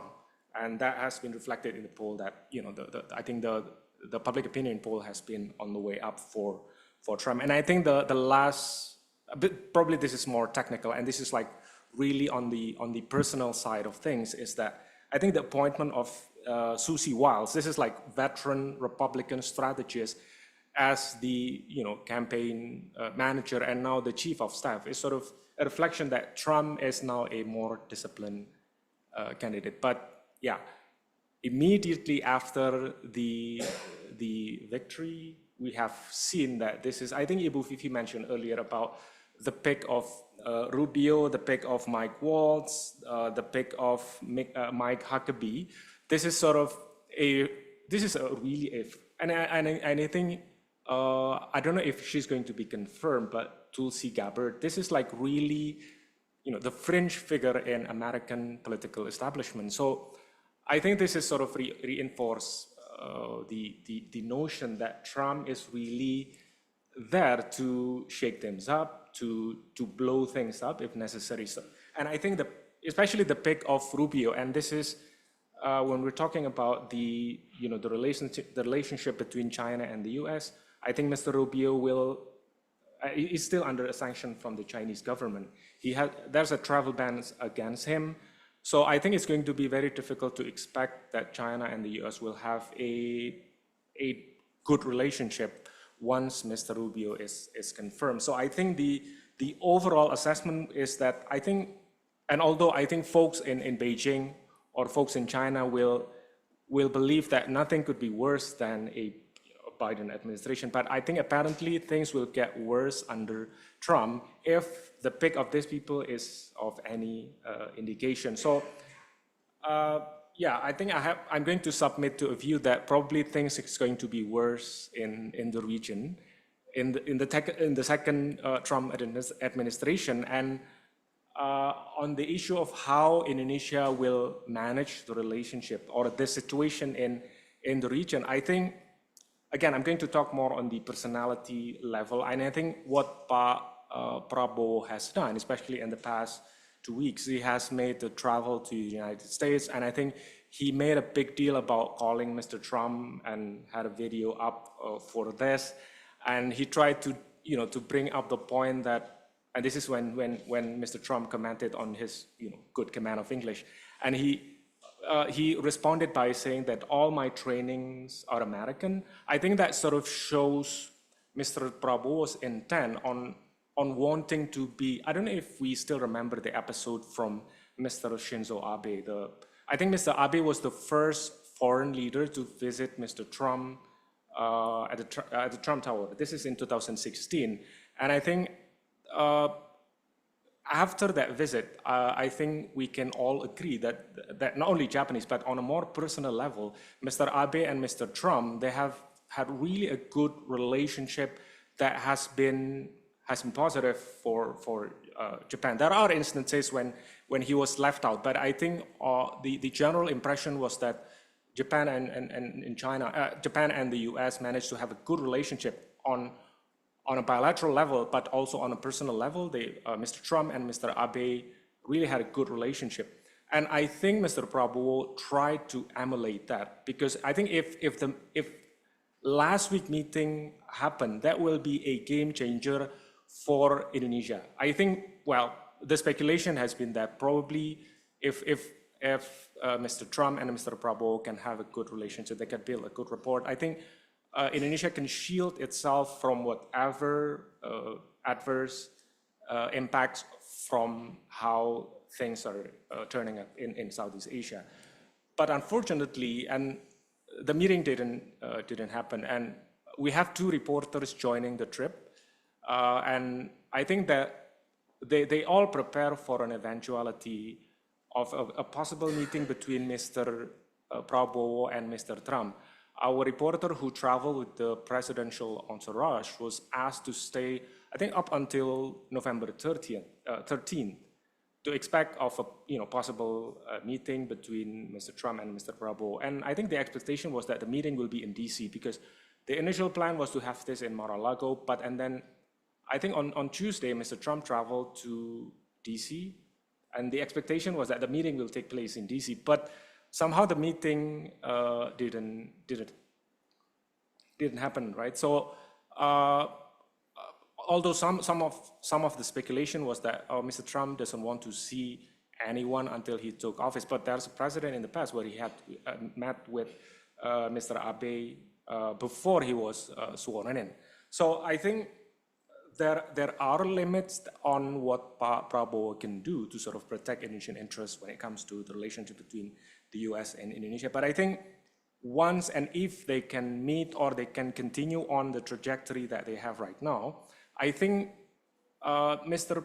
Prabowo will have an upper hand, because I think despite of his sort of nationalist rhetoric, I think we remember here at CSIS when he mentioned something about the EU, we love the EU, but the EU doesn't love us back. But I think deep inside, Mr. Prabowo is a really, a child of the West. He grew up in the West. All his training, military training, is in America. So I think on a more personal level, I think Mr. Prabowo will be more at home in the Western circle, and I think that will sort of help him determine some of the choices that he will make in the future. So again, had the meeting happened between Mr. Trump and Mr. Prabowo, I think that will create a lot of opportunity for Indonesia to sort of shield Indonesia, and this is the way Mr. Abe has done this in the first term of Trump administration. So I think, yeah, I want to sort of focus on that personal level, and I think that will sort of help us understand how Indonesia will navigate its relationship with the US under a Trump presidency. Thank you. Thank you so much, Pak Taufik. Very interesting insights from behind the scenes of Pak Prabowo's visit to the US. Thank you for that. So we started the session a bit late, so we are pushed for time, but I think we still have about almost 10 minutes for some questions from everyone here. If there's anyone, maybe I can take about 3 questions if there are any. Would anyone like to have a comment, a question, clarifications from any of our speakers? Which I think have been interesting trying to analyze, okay, I have one from Andrew. Okay, while I wait for more people, okay, one from at the back, maybe one more? Okay, and Premesha. Okay, let's start with Andrew. Thank you, Mbak Vivi. Thank you for a wonderful presentation from all speakers. My question is one for Dr. Edmund. Where's Indonesia in your story? If you focus on firms-to-firm relations and how the US will adjust its investment or whatsoever to Southeast Asia, where is Indonesia in that question? Does it matter that growing Indonesia ties with Chinese investment would be seen as something that is contradictory for the United States side? Which brings me to my second questions. We have witnessed, even though we have seen a presentation from Pak Yayan that we keep surpluses in terms of our trade with the US. If we stretch the data to 2017, actually the number of Indonesian exports to US is kind of declining, especially if we portray that as in terms of the entire Asia's exports to the US. So we have witnessed a jump in exports from, for example, countries like Vietnam, South Korea. But actually Indonesia experienced a decline if we stretch the data until 2017 when Trump became president. And at the same time, Indonesia exports to to China become larger and larger. So in terms of maintaining the free and active foreign policy, this is my question to Pak Yayan and Pak Taufik. In terms of maintaining our usual free and active foreign policy, how do Indonesia would manage to keep the free and active position if economically we are getting more integrated with China and getting a bit decoupled or witnessing decline in terms of our economic ties with the US? How do you manage to keep the free and active foreign policy? Thank you. Thank you, Andrew. Yes. Thank you very much, Mbak Vivi. My question will be to all. First of all, thank you very much for all of the speakers for their presentation. It's very insightful and knowledge eye-opening. My question will be to all of the speakers regarding Trump unpredictability. I think some of the observers have noted. Have noted that because this is a Trump's second presidency, he is. Some argue that he is much more predictable because the first term he's coming as an outlier to the politics, but now he has a record that he ran from, and a track record that we can analyze. And Trump himself says that, I believe last month, that Xi Jinping likes him because he is a madman. China respects him, but is it truly the case that is he truly that unpredictable, even though that he have records that he's already done something? That's all from me. Thank you. Thank you. Last but not least, Premesha. Thank you, Shafiah. So, coming from Australia, there are a lot of, though this is a session which is mostly concentrated on US elections, but I think we have also said that we are also interested in how the other Indo-Pacific powers are perceiving the coming of the Trump administration. Coming from Australia, there is a lot of discussion going on about the Indonesia-Australia defense agreement, for example, which was signed. Some are overreading it, some are underreading it. studying Indonesia for so long, I know that there are certain things you have to keep in mind when you're working on defense agreements with Indonesia. I would want to hear from you. Please correct me if I'm getting your name incorrect, Tawfiq, and also Pa Yayan. What is the main intention behind the Indonesia-Australia Defense Agreement? What is the way forward? What are the actual intentions from Indonesia's end that you would want to see? And the second is there were a lot of discussions on the recent joint statement which came between Indonesia and China and how it is being perceived worldwide. But with this agreement now and with the recent Twitter image of President Prabowo and how the discussion that he was having with Trump, how do you see the new government balancing in terms of the defense and security sector when we are talking about the US-China Great Power competition after such agreements? Thank you. Thank you so much for all the three questions. So I will quickly go back to all the panelists. I think we don't have much time, maybe about 2-3 minutes each. Can I go back in reverse order? So I'll start with Pak Taufiq first, if that's okay. A comment on any of the questions that you wish. Yeah, I think the first question is on Mr. Trump. Indonesia's more, perceived as moving closer to China rather than the US, and how, can we still practice bebas aktif with that situation? Oh, okay. Yeah, I think with people like Mr. Trump, I think he's someone who value loyalty more than any other quality. So I think I have to say it's going to be very difficult for us, because now we sort of subcontracting our economy to the Chinese, and then sort of diversify our defense with the US. But I think it's going to be more difficult because for Mr. Trump, he's going to demand loyalty, and I think there will be a more limited space for us to maneuver, because I think if in the first term, Mr. Trump can still accept the fact that, okay, if this is not produced in China, at least this is going to be in Vietnam or in Malaysia, that's still okay. But I think it's going to be more difficult in the second term. He's going to crack down on anything related to China harder, and I think it's going to make there will be less space for us to work with. So yeah, and I believe if push comes to shove, I think Mr. Prabowo will have to make a difficult choice, or whether or not he's going to sort of to make some tough choices.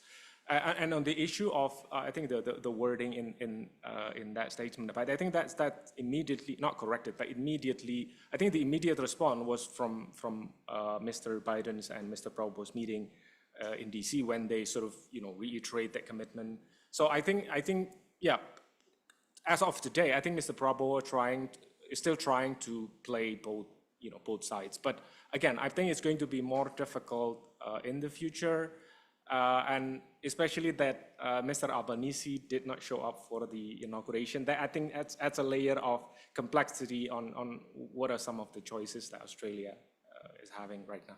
I think that's all. Yes, just quickly on the question of how unpredictable Trump is likely to be. I mean, I think we'll have to see that, but I think when it comes to its approach to China, I think he made it pretty clear that's maybe something that we can be certain of, that China will remain the main focus in terms of using the leverage that the US has and kind of constrain China's capability to take the US over the US. And I think that's something that Beijing is very worried about. And I think this also is the reason why I see a lot of pressure coming from China vis-a-vis Europe to kind of make sure that Europe stays closer to China, and that China can, in a way, use the same divide and rule tactic when it comes to member states to slow down the appetite in Europe to rebalance trade with China. So I think we definitely see that. I just got back from Brussels, and that's what I hear from people sitting in Brussels, that they get a lot of engagement attempts, and this is a sign that Beijing is worried, and I think that's something that we'll have to see, but I I think I'll stop here. Thank you, Andrea, for your question. When I spoke, I felt it was better to take a more regional perspective rather than a country-by-country perspective. This is because we can't just start thinking country by country. It's so intertwined now, our economies. I like to be provocative.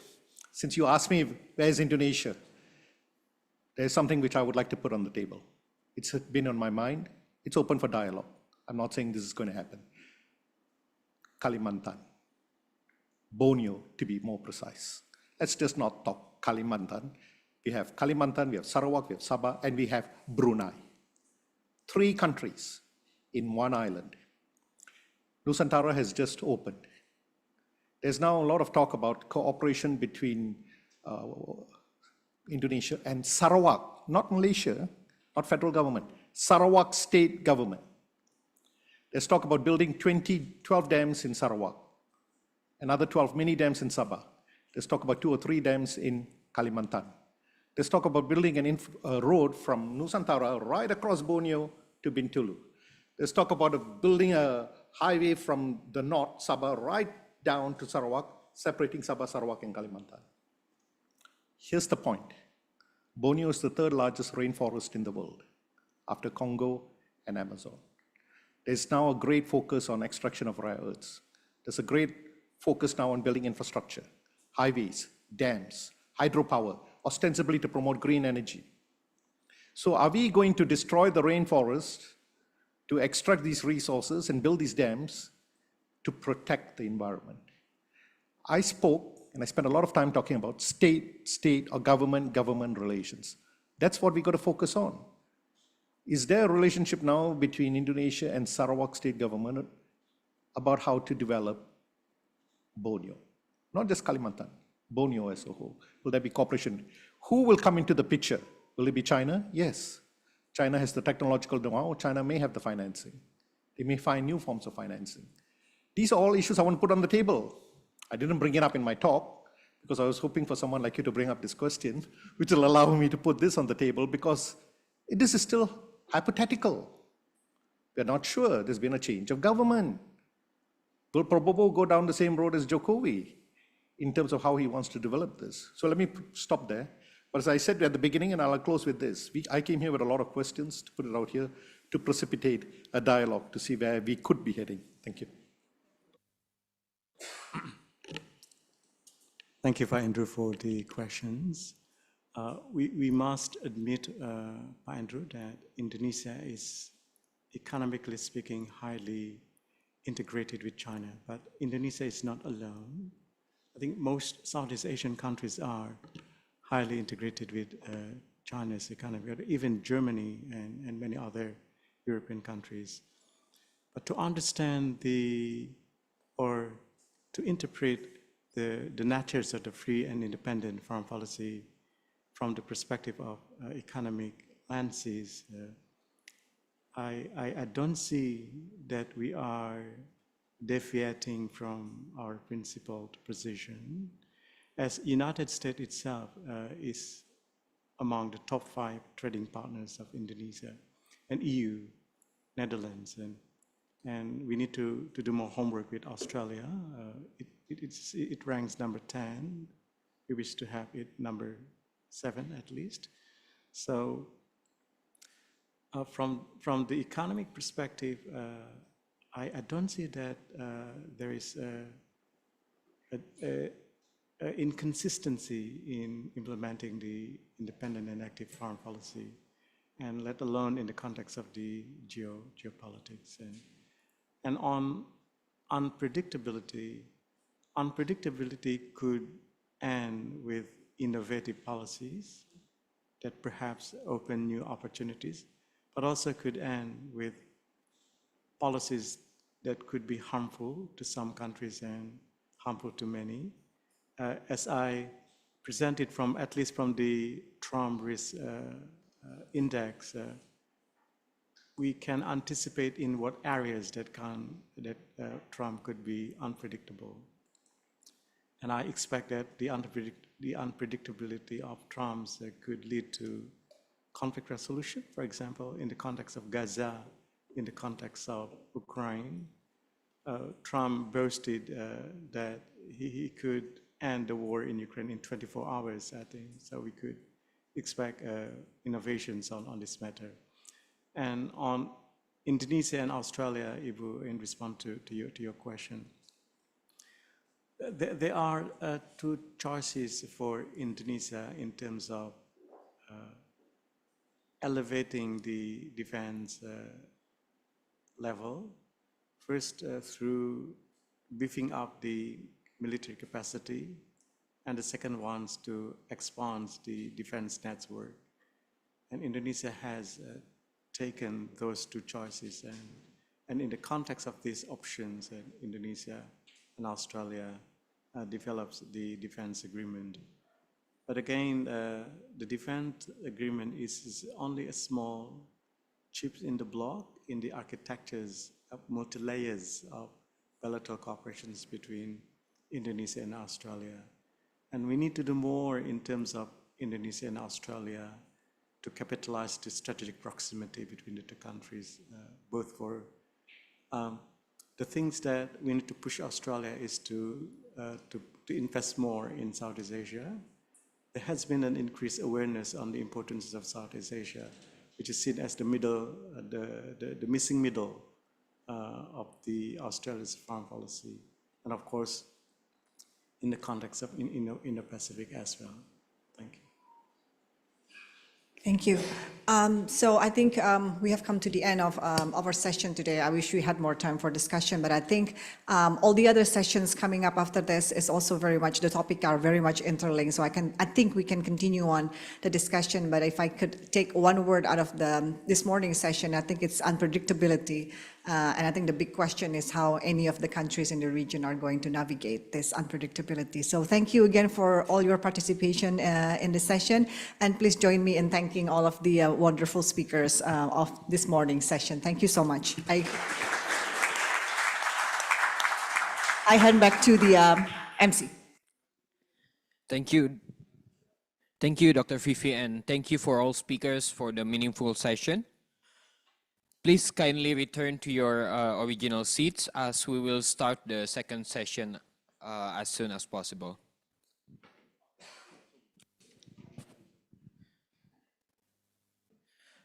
Next, let's proceed to the second session of the dialogue, which will discuss India and Indonesia after the elections in both countries. We kindly invite all speakers of the second session, Ambassador Chakravorty, Peter, who I believe will be speaking in place of Dr. Vermonte, and Dr. Premesha Saha, Mr. Waffaa Kharisma as the moderator. Mr. Waffaa, you may start when you're ready.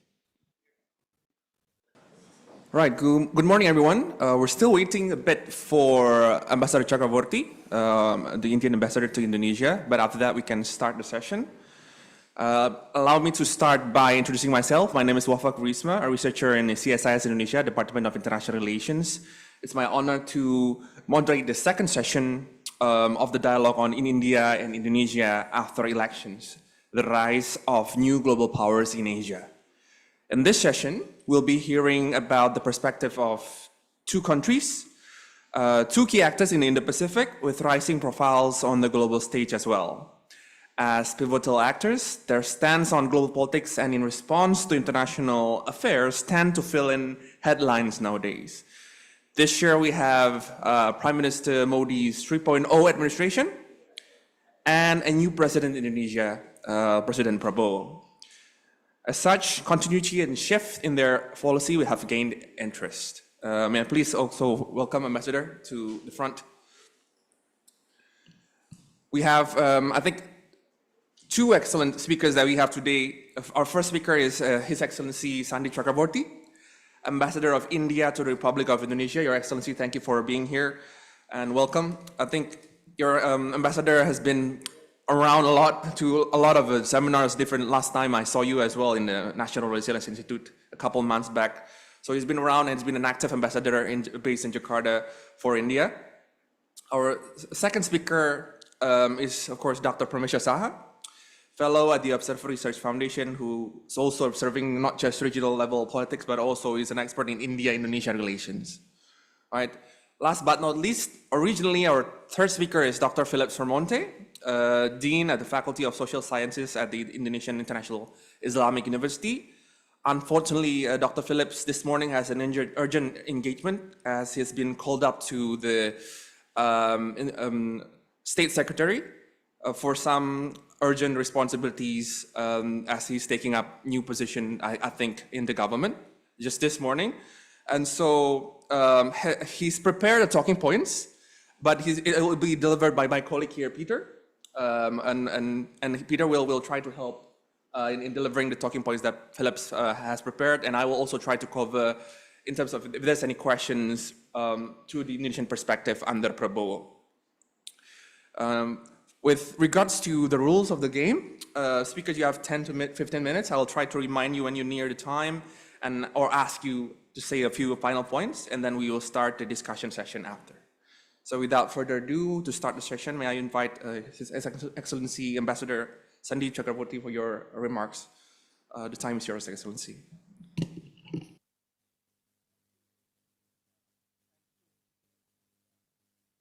CSIS for organizing this event. I am slightly challenged after listening to the keynote speakers and the first panel. It was very interesting. So I believe that the expectation would be to listen from me how India will deal with Trump 2.0. But before going there, I would try to talk a little bit about India and Indonesia in the sense of both countries being democracies.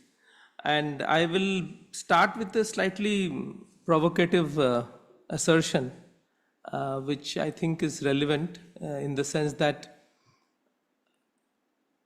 Europe and the West became rich first and then democratic.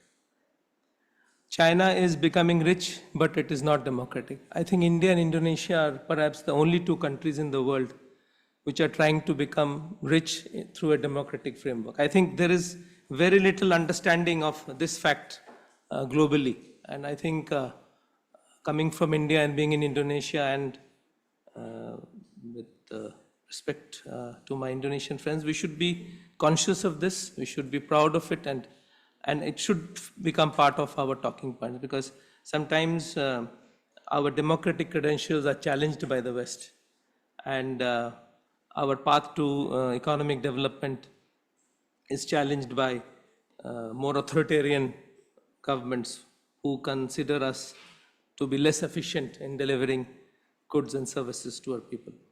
Now, we all heard about elections, and of course, India had its largest elections ever in history, almost 1 billion people electorate and high turnouts, which I think is another indicator of the health of our democracy. There were also questions about India becoming authoritarian, but I think these results have proven that the democracy in India is thriving, because the opposition made sizable gains in the elections, and the majority of the ruling party was reduced, and it has entered into a coalition government. Somehow what we also see in the parliament in Indonesia, where there is also a coalition which we are all aware of.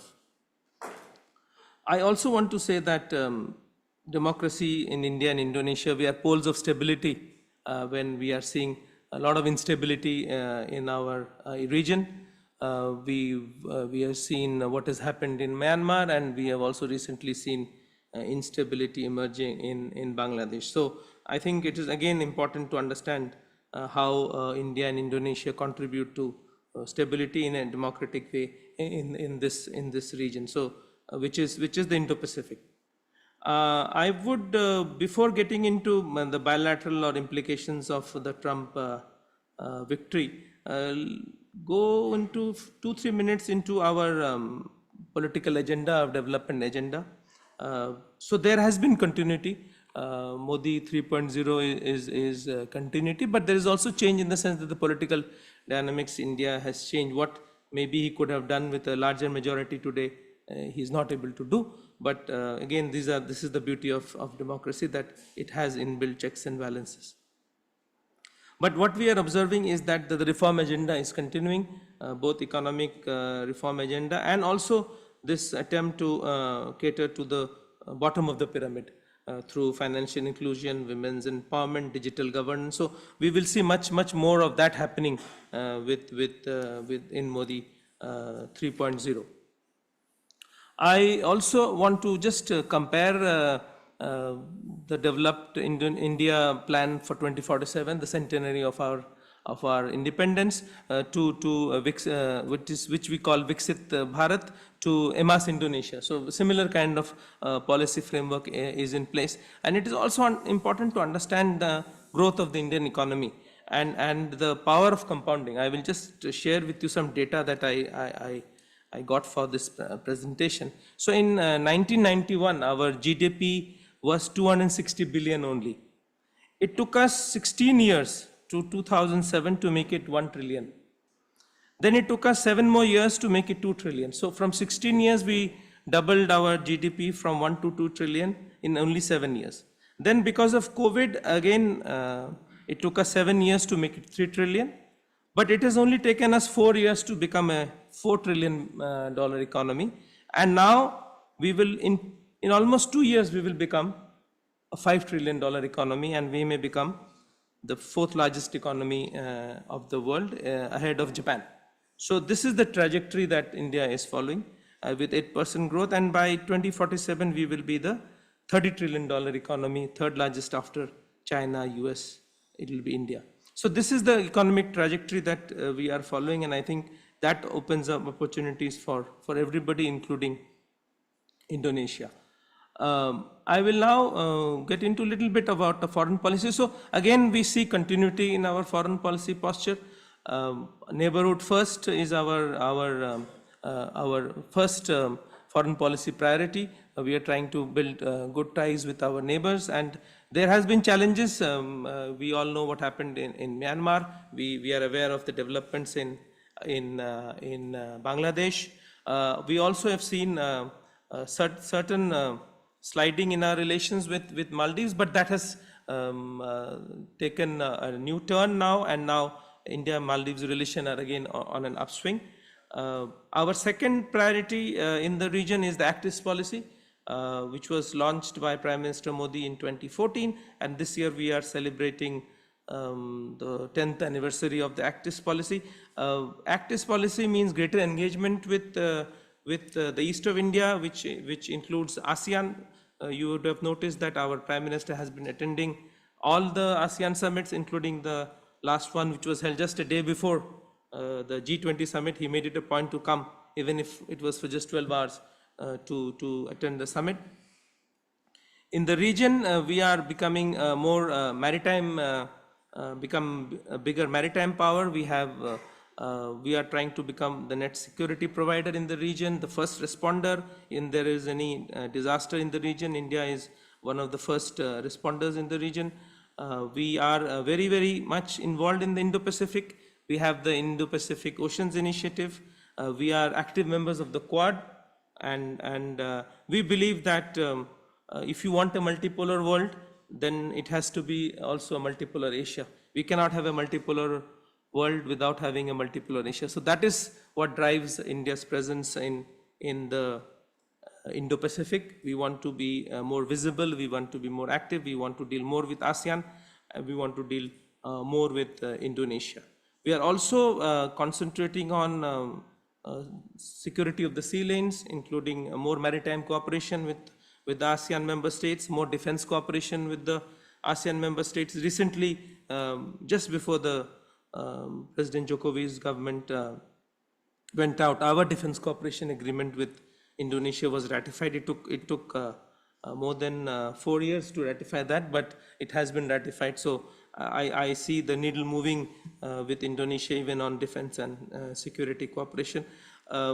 We were always being told that Indonesia is very wary of use of the word security, but recently reading the joint statement with China, I found there was a huge paragraph on security. So that gives us confidence of of talking more about on security issues with Indonesia. We are also focusing on connectivity in the region. We have reinstalled air connectivity. It was quite surprising to me that till last year, the two largest countries in the region did not have direct air connectivity. Today we have almost 21 flights a week connecting India and Indonesia. We are the second largest source country for tourism into Indonesia, and I think that adds a new dimension into our relationship. Talking about India's foreign policy, you see, unlike Indonesia, where you are in the horns of a dilemma, our dilemma was somehow resolved in 2020 when we had this border issue with China. So the philosophy that was being followed was that if you have a strong economic cooperation and people-to-people ties, then the political and the edges in the political and strategic relations, they get blunted. But in 2020, we realized that with China, that didn't happen. And China is able to put its economic and other agenda in a box, and it pursues relentlessly its political strategic agenda. And gains in one box doesn't really apply to gains in another box. I think this is a learning for other countries also who deal with China. So our relations with China were in a freeze. But recently, but that didn't mean that we were not engaging with China. There were many rounds of military and diplomatic ties. And today we are in a situation where there is disengagement in the Himalayas, where our troops have disengaged. They were in a very perilous situation, facing each other at 3,000 meters with very sophisticated arms. They were just a few meters away from each other. So that situation has now de-escalated. We have disengaged. Now it will be, it depends on how the relationship develops. But in the meantime, as you have observed, our ties with the US have strengthened. And I don't know if you heard our foreign minister in Australia, when he was asked this question about how India will deal with Trump 2.0, he very candidly said that many countries are nervous with Trump 2.0, but India is not one of them. And hearing Taufiq, I think Indonesia is also not one of them. So we, I think, are in a good spot. But we are not in the business of containing China. You have to understand, we have more than 3,000 kilometer long and parts of it, or large parts of it, disputed border with China. We do not have the luxury of distance with China. We cannot take the line which some other countries take vis-a-vis China, because China is right on our border. We have to deal with China, and we are trying to deal with China in our own constructive way. We also engage with China in other forums, including BRICS. We heard our friend from Malaysia talking about BRICS. It was an interesting dimension you brought, that countries with SOEs are members of BRICS. So that opens up new dimensions of relationship within BRICS. But India's membership in the BRICS, I don't think our SOEs engage that much with other SOEs. So I hope it opens up cooperation between Indian SOEs and Indonesian SOEs. I'm looking forward to that dimension, and I was not aware of that dimension, and I thank you for highlighting that. As far as India and the US is concerned, we did not have a very difficult time with Trump 1.0, and I thought there was personal chemistry between Prime Minister Modi and President Trump. Our Prime Minister was the third world leader to call and congratulate President Trump, and we look forward to continuation in our relationship with the United States. It did not, there has been bipartisan support for strong ties with India, and I was seeing Yayan's Trump risk index. I think we are very low, we're 32, and we're just alongside Indonesia. So I think as far as Trump is concerned, both India and Indonesia face less risk than some other countries. So we are looking forward to engaging more with the Trump administration. And I think one interesting aspect to observe would be whether President Trump would engage more within the Quad framework. There is also talk, I think sometimes loose talk, that Quad is the Asian NATO. It is certainly not. As I mentioned before, we have a border with China, and we will not take any risk as to compromise our position with China, and therefore we would not want to. We don't see we don't see Quad as a military alliance. We are trying to just provide opportunities and alternatives and options to countries in the Indo-Pacific, that the Chinese model is not the only model available for engagement. For democracies, there are other options, and we are trying to increase our engagement within Quad. So you will find a greater presence of India in ASEAN, greater presence of India in Quad, and strengthening of our relationship with the US, new US administration. We are aware that in the first Trump administration, there was turbulence in the transatlantic partnership. That is something which will affect India. And also we saw turbulence in the China-US relationship. That will also affect India. And I think Yayan's presentation was interesting, that if China-US trade ties get hurt, then it starts affecting our trade ties with China and with the US, because the principles that President Trump will apply to imports from other countries, they may be quite universal, and we are all trade surplus countries with the US, and we will have to see how that plays out. So with these words, I think I have told what I had in mind about how the relationship will develop, and I see with the new president in Jakarta, with the new administration, more opportunities for greater engagement between India and Indonesia. Thank you. I hope I kept the time. Yeah. Thank you, Ambassador. May we please give a bit of round of applause. Probably I'll head to Peter first to cover the Indonesian, I guess, perspective from Dr. Phillips. Peter, go ahead.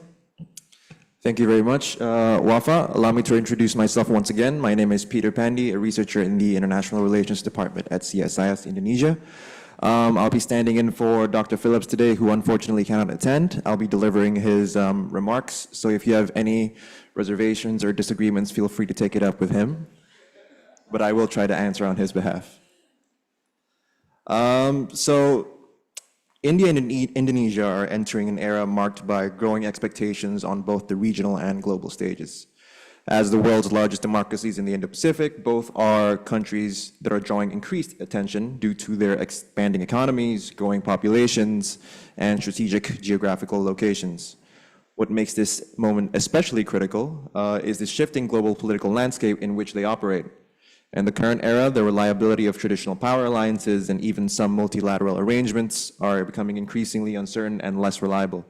With the recent elections that both India and Indonesia have gone through, both countries are looking to position themselves to make choices that will influence not only their countries themselves, but also the broader Indo-Pacific and many in the global south. The question is, how will they navigate these power shifts that we are witnessing today? I'd like to highlight the three areas which both countries may or should pursue moving forward. The first is in maintaining strategic autonomy amid great power rivalries. For both countries, the concept of strategic autonomy, as Mr. Ambassador has said, is a central tenet of their foreign policy. Historically, India's policy of non-alignment and Indonesia's policy of independent and active in its foreign policy have underscored their dedication to maintaining autonomy in international affairs. But the need for autonomy has become even more crucial today, as power dynamics at the international stage have shifted some alliances and multilateral arrangements, rendering them less reliable than in the past. In this context, as we have discussed before in the previous session, the role of the United States as a long-standing global power has become increasingly complicated. While the US remains a key strategic partner to both India and Indonesia, it's also been marked by periods of retreat and inconsistency, making it challenging for countries like both India and Indonesia to depend solely on its security commitments. Simultaneously, China's rise as an economic and military power offers opportunities, yet its assertiveness in areas such as the South China Sea, for example, has raised concerns about sovereignty and regional stability. As Phillips has argued before in a previous article, Indonesia's interests cannot be left to the state of relations between the US and China, and I believe this perspective is shared by many in Global South, including India as well.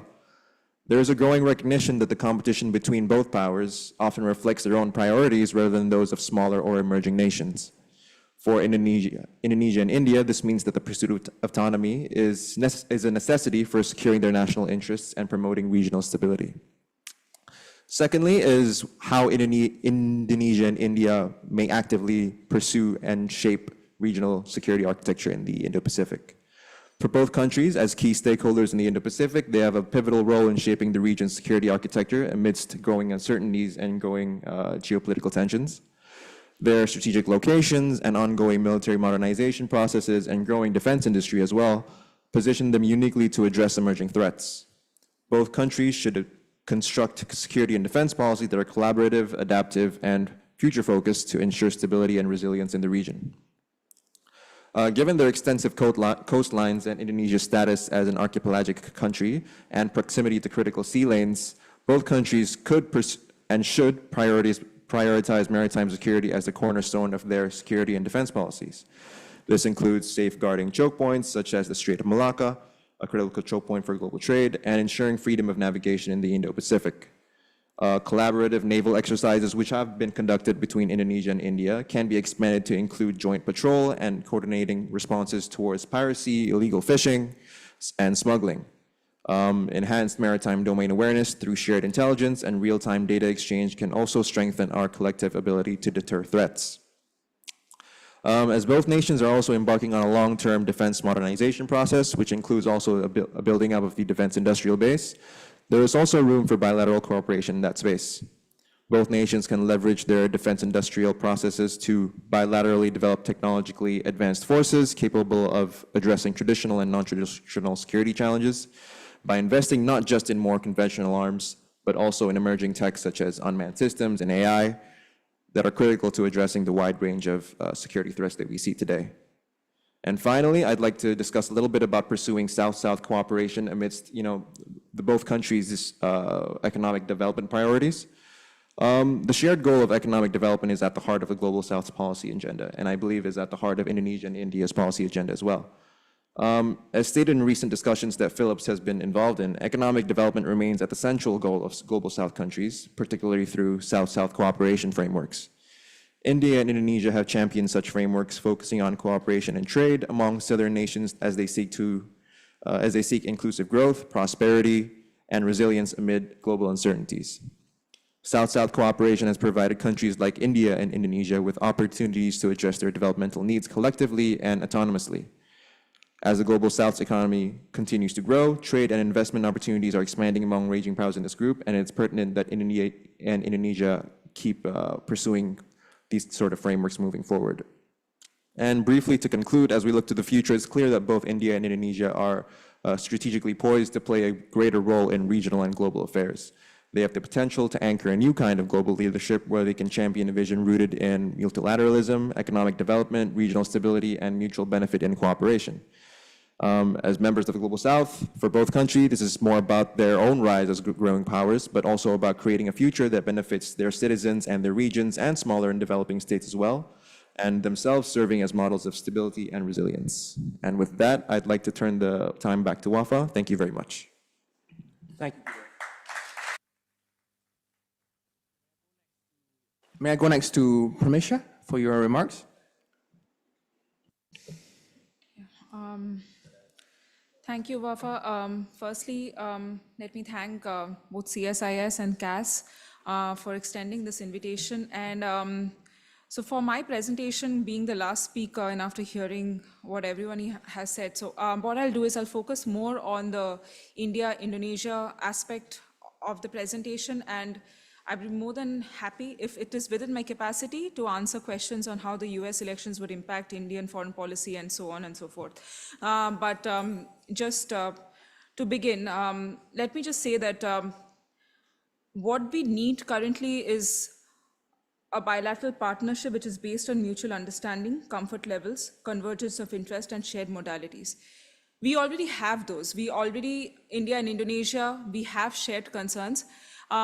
Let me also mention that since my work is more as a strategic analyst, I'll concentrate more on the strategic dimensions and also try to delve a little bit on the economic aspect, though it is not extremely my forte, but I think those are also closely connected with each other and cannot be looked into as silos. we are aware, both India and Indonesia, when we're looking within the Indo-Pacific framework, both countries are very much aware of the shared concerns, how the two countries even approach the entire Indo-Pacific concept or the Indo-Pacific dynamic is very similar. But in spite of having these commonalities, in spite of having these shared concerns, I would go outright and say that the relationship has not reached its full potential.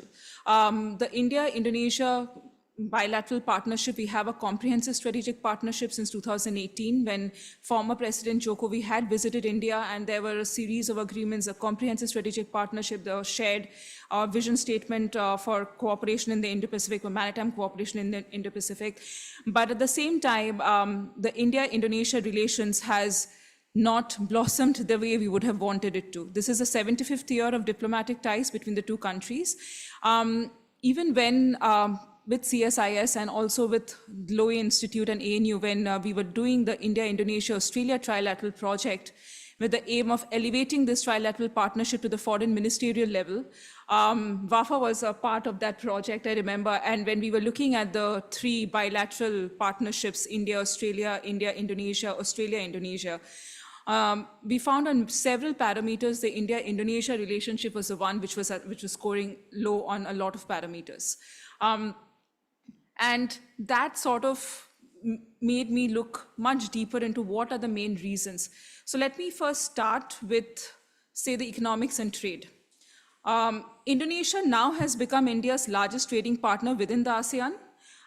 If I have to quote figures, so bilateral trade within the two countries has increased from US dollar $26.4 billion in 2022 to US dollar $38.84 billion in 2023, which is a significant 48% growth. And the two nations are also aiming to reach a $50 billion US dollar trade by 2025. But at the same time, in 2024, India has experienced a negative trade balance with Indonesia, exporting $462 million US dollars while importing $2.17 US billion dollars, so which is resulting in a trade deficit. But what has been the main reasons for these trade deficits? Obviously, the tariffs and the non-tariff barriers. There are several initiatives already in place. One might say, we need to do more dialogues, but we already have, say, for example, the India-Indonesia Economic and Financial Dialogue. We have the CEO forums. We also have trade ministers meeting biennially, for example. But at the same time, this does not have to be seen negatively. I think this creates a lot of opportunities. Both the countries right now are diversifying their economic partnerships, that they're aiming to diversify their supply chain networks. And that gives a lot of opportunity for both India and Indonesia to look at several other imports and export avenues which we have not gone into before. For example, we have been looking at petroleum, palm oil, coal, for example, but we can look at newer areas such as technology, pharmaceuticals, manufacturing. Indonesia is mineral rich.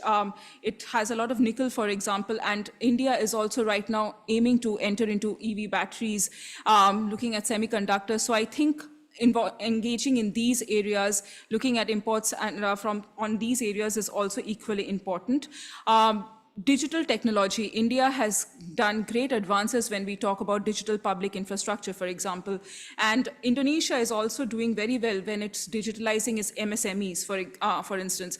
So there's a lot of potential for the two countries to look at digital technology, to look at how, say, DPI can be introduced in Indonesia. We have done that in Singapore already. Maybe it's not, and it's slowly progressing the way we would want it, but I think this sort of creates the roadmap about introducing such initiatives even in Indonesia. India has received a lot of interest from even South Pacific countries to help introduce DPI in that part of in the Pacific Islands as well. So I think in moving beyond Singapore and introducing these mechanisms in Indonesia would also be a step in the right direction. Now, if I look into the second aspect, which is defense and security. When we look at defense and security as well, we have a defense partnership which was inked in 2001. We are upgrading that, we are reviving that. At the same time, we have had joint defense cooperation committee meetings, we have CORPAT exercises. Since 2018, there are bilateral naval exercises called Samudra Shakti, also bilateral exercises including the armies of the two countries called Garuda Shakti, for example. We have the India-Indonesia security dialogue, biennial defense ministers meeting, staff level talks. Very first time with Ambassador's initiative, we also had the India-Indonesia Defense Industry Exhibition cum seminar. But at the same time, there is a lot of potential to look into other aspects of cooperation. First being defense industry collaboration, and within that, I think shipbuilding is another aspect that we need to look into. There are, even in the defense exhibition, we saw a lot of public companies, public enterprises from the Indian end, as well as the Indonesian end. This is the first step ahead, but I think there is a great scope for defense industrial collaboration as well. India has currently signed a deal with the Philippines when it comes to BrahMos missiles, and from whatever, this is all public data, this is all open access. Apparently discussions with Indonesia is also moving ahead and signing on finalizing a deal on the BrahMos. But with Indonesia, it would be different. This would be a shore-based anti-ship variant of the BrahMos missile system, different from what we have entered into with the Philippines. But this deal is currently in the works. We have to see when it gets finalized. Countries like Indonesia, Malaysia, Vietnam have been discussing or expressing their interest to India about the BrahMos since 2018 or even before that. But because it's a joint project and there were complications, so these deals have taken time, but at least we are moving ahead. Even India right now, when it comes to defense exports, India's figures have grown. It is from in 2017, it was US $560 million. Now it is 2.63 billion. In 2023, India right now is aiming to enter, make its foray in Southeast Asia as a defense and security partner, and we have a long way to go. These countries have established defense partnerships with countries like Japan, Australia, US, among others. India is a fresh player when we are talking about in this aspect. Yes, we have had patrols, we have had PASEC exercises, we have had CORPAT exercises, we have, for example, SIMBEX with India, Singapore, but when it comes to proper defense, industrial collaborations, or even talking about such deals, defense deals, India is making fresh inroads. And I think that also goes a long way to show how our Act East policy is evolving, because very often we face this question, what is the difference between, say, Luki's Phase 3 and the current Act East? So I think this is one of the differences which you are going to see when we are talking about the Act East partnership as well, or Act East policy as well. Even besides BrahMos, India and Indonesia are also looking to conclude defense deals when it, for example, indigenous light combat aircraft. We have a possible Akash surface-to-air missile systems, helicopters, among others. And India has also expressed its interest in showcasing, in the maintenance, repair, and overall facilities, particularly with Rafale fighter jets, which Indonesia has just acquired, for example. So there are these steps being taken when we talk about the defense and security partnership as well. We are talking about the elections and what plans post-elections, and I won't say it's difficult, but let me first start with meetings, the meetings that are planned between the two sides. For example, New Delhi is aiming, or at least planning, to invite Indonesia's new president as chief guest for his Republic Day celebrations in 2025. There are preparations underway for this. The two ministers, Prime Minister Modi and Indonesia's president, is also aiming to meet at the sidelines of the G20 in Brazil later this month. There has already been a meeting with our External Affairs Minister Jaishankar and the Indonesian Foreign Minister Sugiono on the sidelines of the BRICS summit in Kazan. So these meetings have already started happening, and the discussions is about upgrading the comprehensive strategic partnership. And I agree with Dr. Vermonte that maritime security is what even I feel is the holds the most potential when we are looking at India-Indonesia partnership. We already have goodwill visits and overseas visits by Indian naval ships and coast guards when we are talking about Indonesia and even in Southeast Asia in general. But there are several other areas which I feel that both the countries should look into. One is yes, the Indian Ocean security and sea lane security. That is one area which we need to talk on more. Sometimes India misses out on how Indonesia is also a fellow Indian Ocean littoral and not just a Southeast Asian member state. So Indian Ocean is, and especially given that India is supposed to be the chair, the rotating chair of IORA in 2025. And even when Indonesia was the chair of IORA in 2015, Indonesia held the Indian Ocean Summit, for example, a Blue Economy Summit. So when we talk about chairmanships within IORA, I think India, Indonesia, Australia have made significant contributions. So I think this again provides an area of opportunity for looking at Indian Ocean security. In line with that is, port development and infrastructure projects in Indonesia where India can look into. We're already looking into Sabang and Aceh, for example, but again, it is taking time. Minister Luhut had spoken about Sabang in 2018 when he had visited India, and there have been many questions to what has been the progress after 5 years of these talks. According to sources, the feasibility study has been completed from India's end about how the port can be developed and the infrastructure development and the investment, the economic feasibility. The study has been concluded from India's end. It has been now submitted to Indonesia for approval or for for approval and opinion. With both regard to Sabang and Aceh, working groups and joint groups have been formed to look at how these ports can be developed. Western Indian Ocean, or even the Western Sumatra and the eastern part of Java, which southern part of Java, which borders the Indian Ocean region. Both India and Indonesia can do a lot more. One other potential sea lane which we sometimes miss out on is Bay of Bengal, and that also I think there is a lot of scope for India and Indonesia to cooperate when we talk about Bay of Bengal.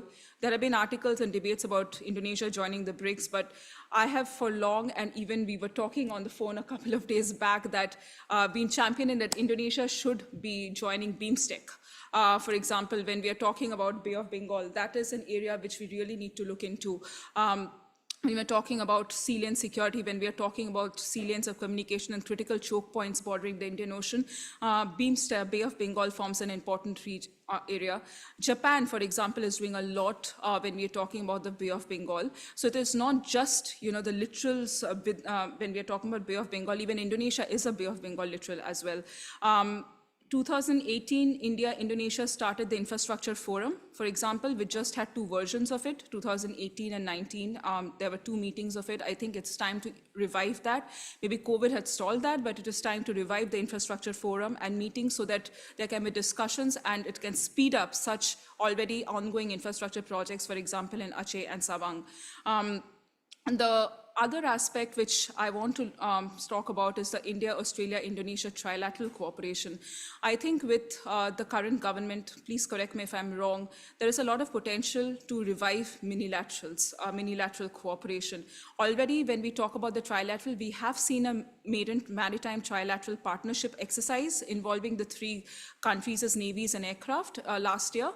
But there are a lot of areas more that the 3 countries can look into. The Australia-Indonesia defense partnership probably can, speed up or can be seen as a mechanism of, again, pushing the India-Australia-Indonesia trilateral cooperation.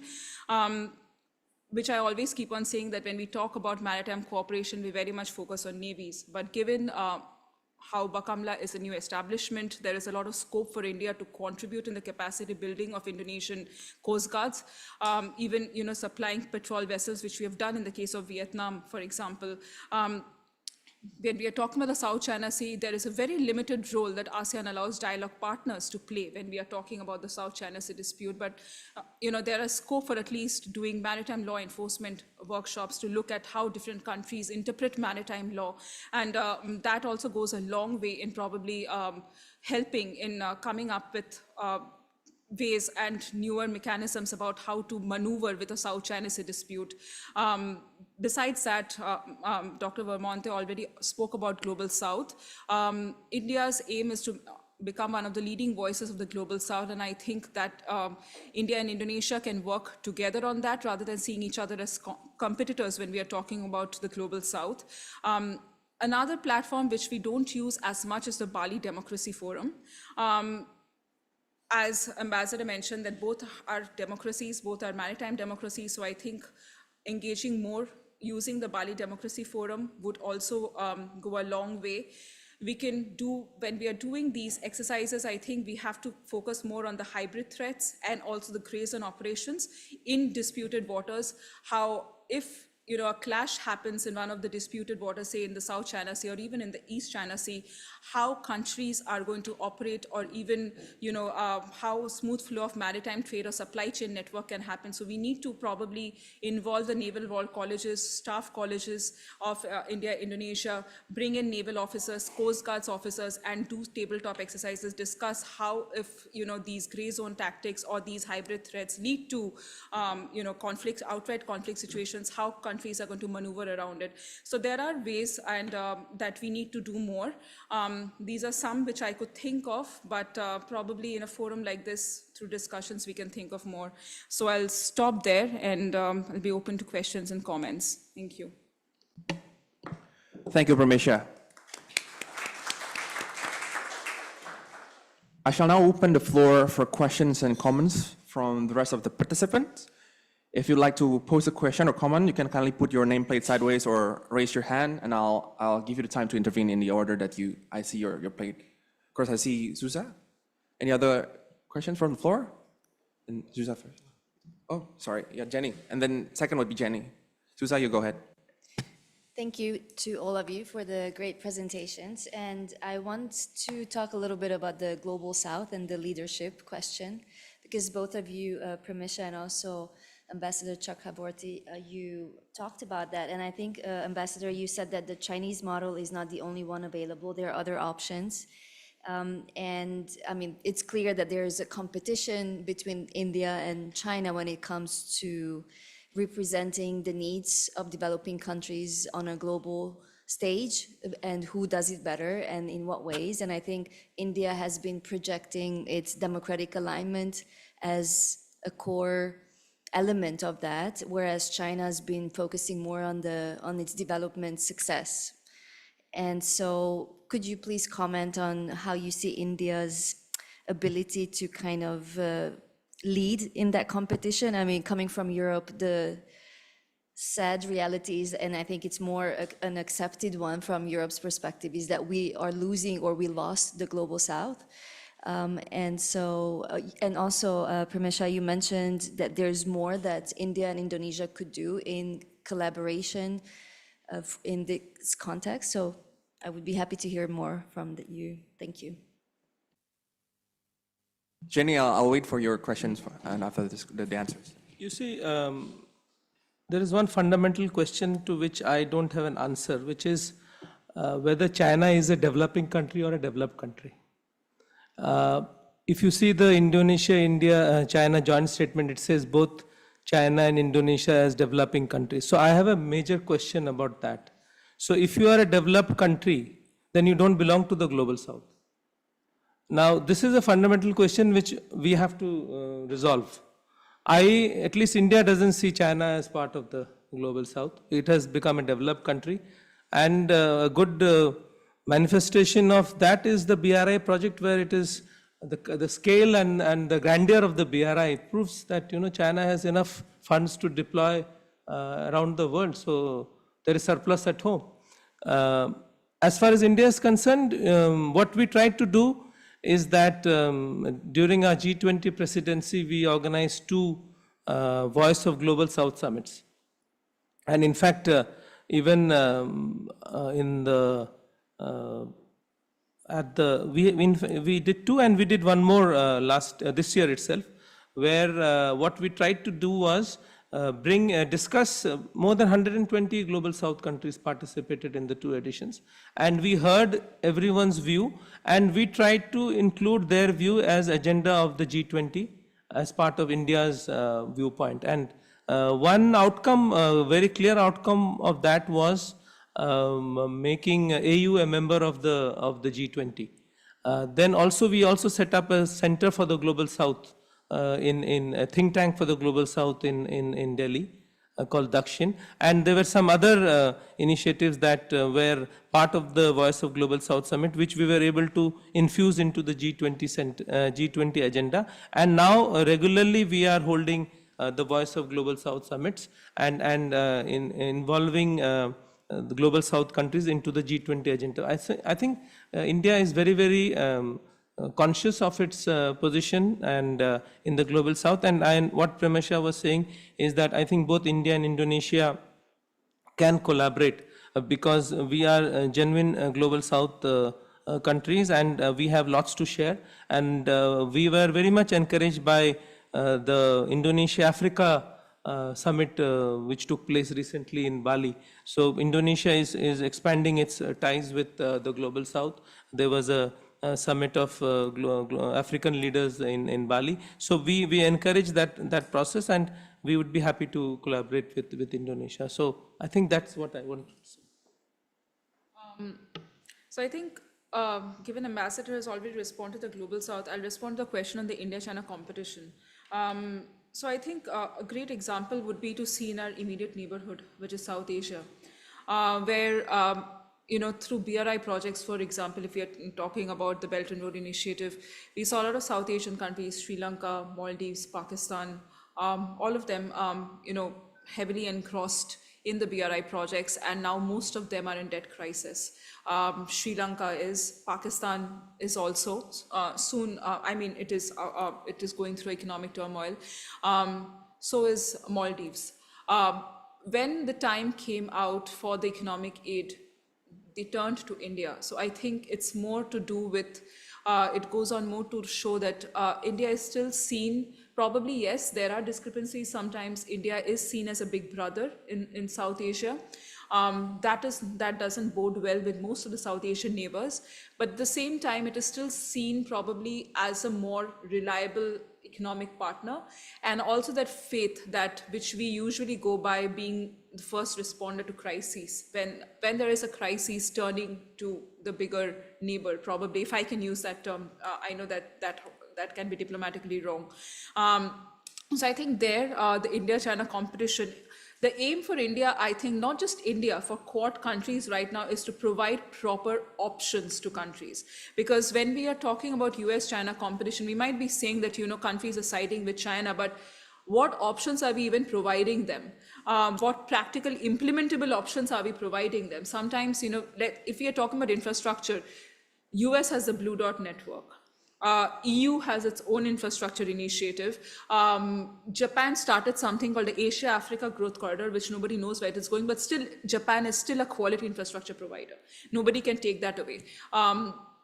Sometimes so many initiatives, it overlaps. We are probably, we're not even realizing that maybe we are saying that we are providing opportunities or options, but we are actually providing overlapping initiatives and not feasible initiative for a country to fall back on. So I think there is scope for, say, a Quad or many other trilateral initiatives which exist to look at proper options or proper feasible options to play on each other's strengths. If you're talking about quality infrastructure provider, turn to Japan for it. If you're talking about development finance, turn to Australia for it. If we are talking about, outreach, or if we are talking about, distribution, because if anything COVID has taught us is that India can distribute vaccines, or India is a credible when it comes as an outreach partner. Turn to India for that, and use US's finance, use Japan's finance, use US's power image. So I think we have to play using each other's strengths and come up with proper alternatives to to China's Belt and Road, and not just tell countries that you're siding with China. So I think that is very important to look into. And in that, in South Asia, very honestly speaking, our neighborhood, we need a lot of investments there. So when we are talking about the extended neighborhood, which is in the Indo-Pacific, Southeast Asia, South Pacific, we need to work with countries, we need to work with Quad partners here more compared to our immediate neighborhood. So I think that is where it is needed, because even in South Asia, sometimes we talk about a US-China competition there, we have an India-China competition. So if you're bringing in other countries to the Quad, it might again look at, you're choosing sides probably. So, but in Southeast Asia, in these regions, India does need to work with other partners because we have capacity constraints.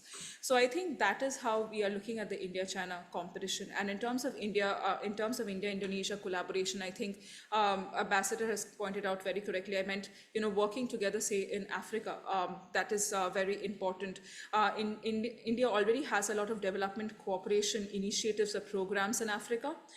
We have I forgot the name of that incentive program which we usually have in Africa, but those kind of programs. So even besides including the African Union in the G20, we have a lot of development partnership initiatives, even in South Pacific, for instance. And I think Indonesia can join in those initiatives as well. So there is scope for the two countries to cooperate when we're talking about Global South. Thank you, Premesha. May I go to Jenny for your question? Go ahead, Jenny. Thank you, Waffaa. I'm Jenny from Foreign Policy Community of Indonesia. I have a question on BRICS, particularly to Ambassador Sandeep. It's rather a simple question. Where do you see BRICS is going moving forward? And it would be great as well to get your thoughts on Indonesia's expression on joining BRICS and BRICS expansion in general, basically. And also Peter and also Dr. Premesha, it would be great to hear your thoughts on this as well. Thank you.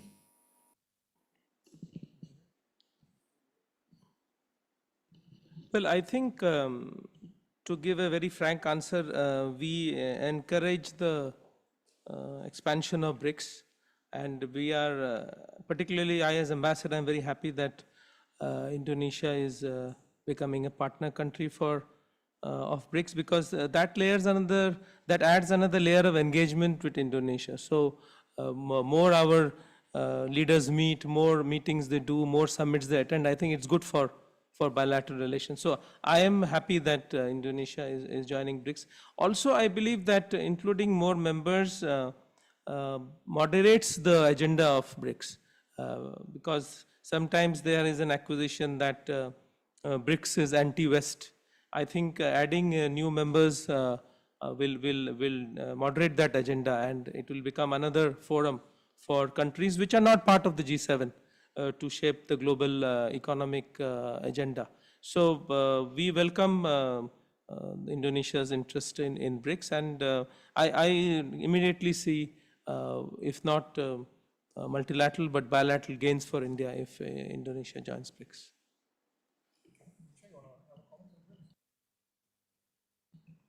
Yeah, maybe to add briefly to what the ambassador has said, Yayan can probably speak to this better than me, but going along with what Prabowo has said in previous foreign policy speeches that he's made at both CSIS and at the presidential debates on foreign policy, I think joining BRICS is very much in line with what he calls the good neighbor policy, wanting to elevate ties with any country as long as they're what he views as mutual benefit and national interest for Indonesia.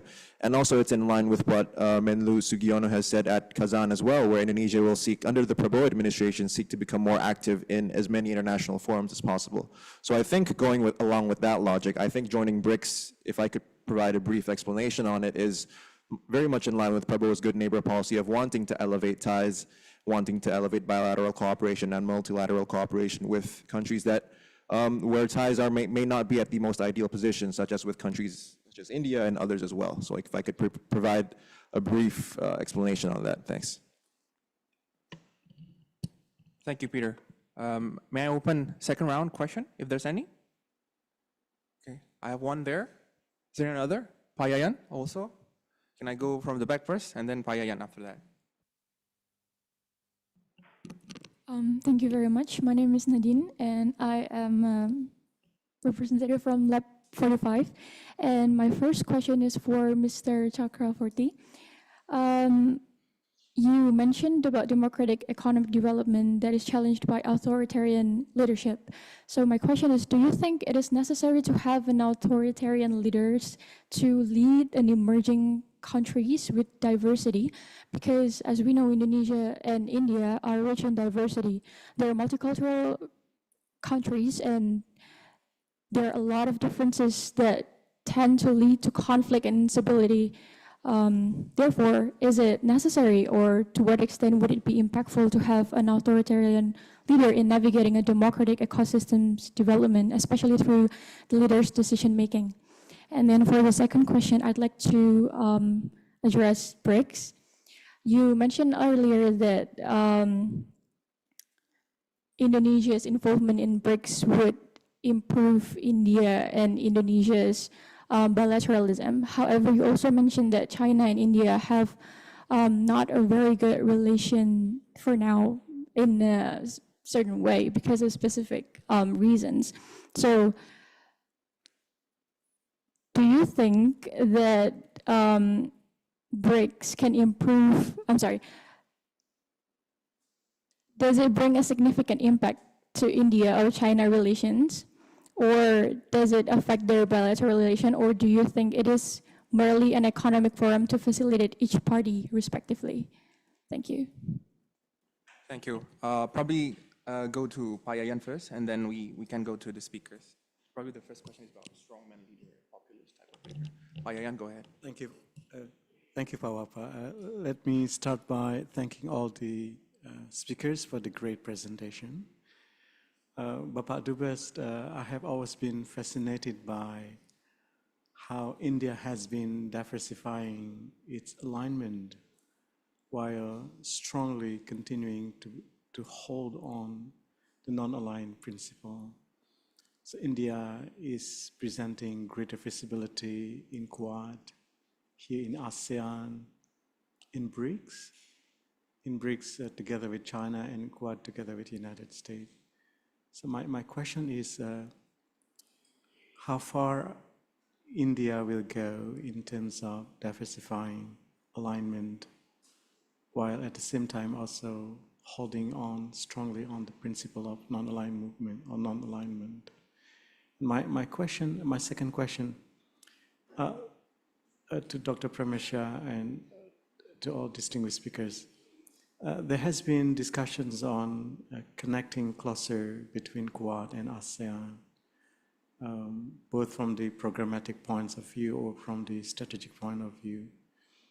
If perhaps eventually that Quad and ASEAN is closely connected, would there be any specific strategy from India in terms of perhaps giving more Indian flavor rather than giving more US flavor into the Quad ASEAN cooperations? Thank you.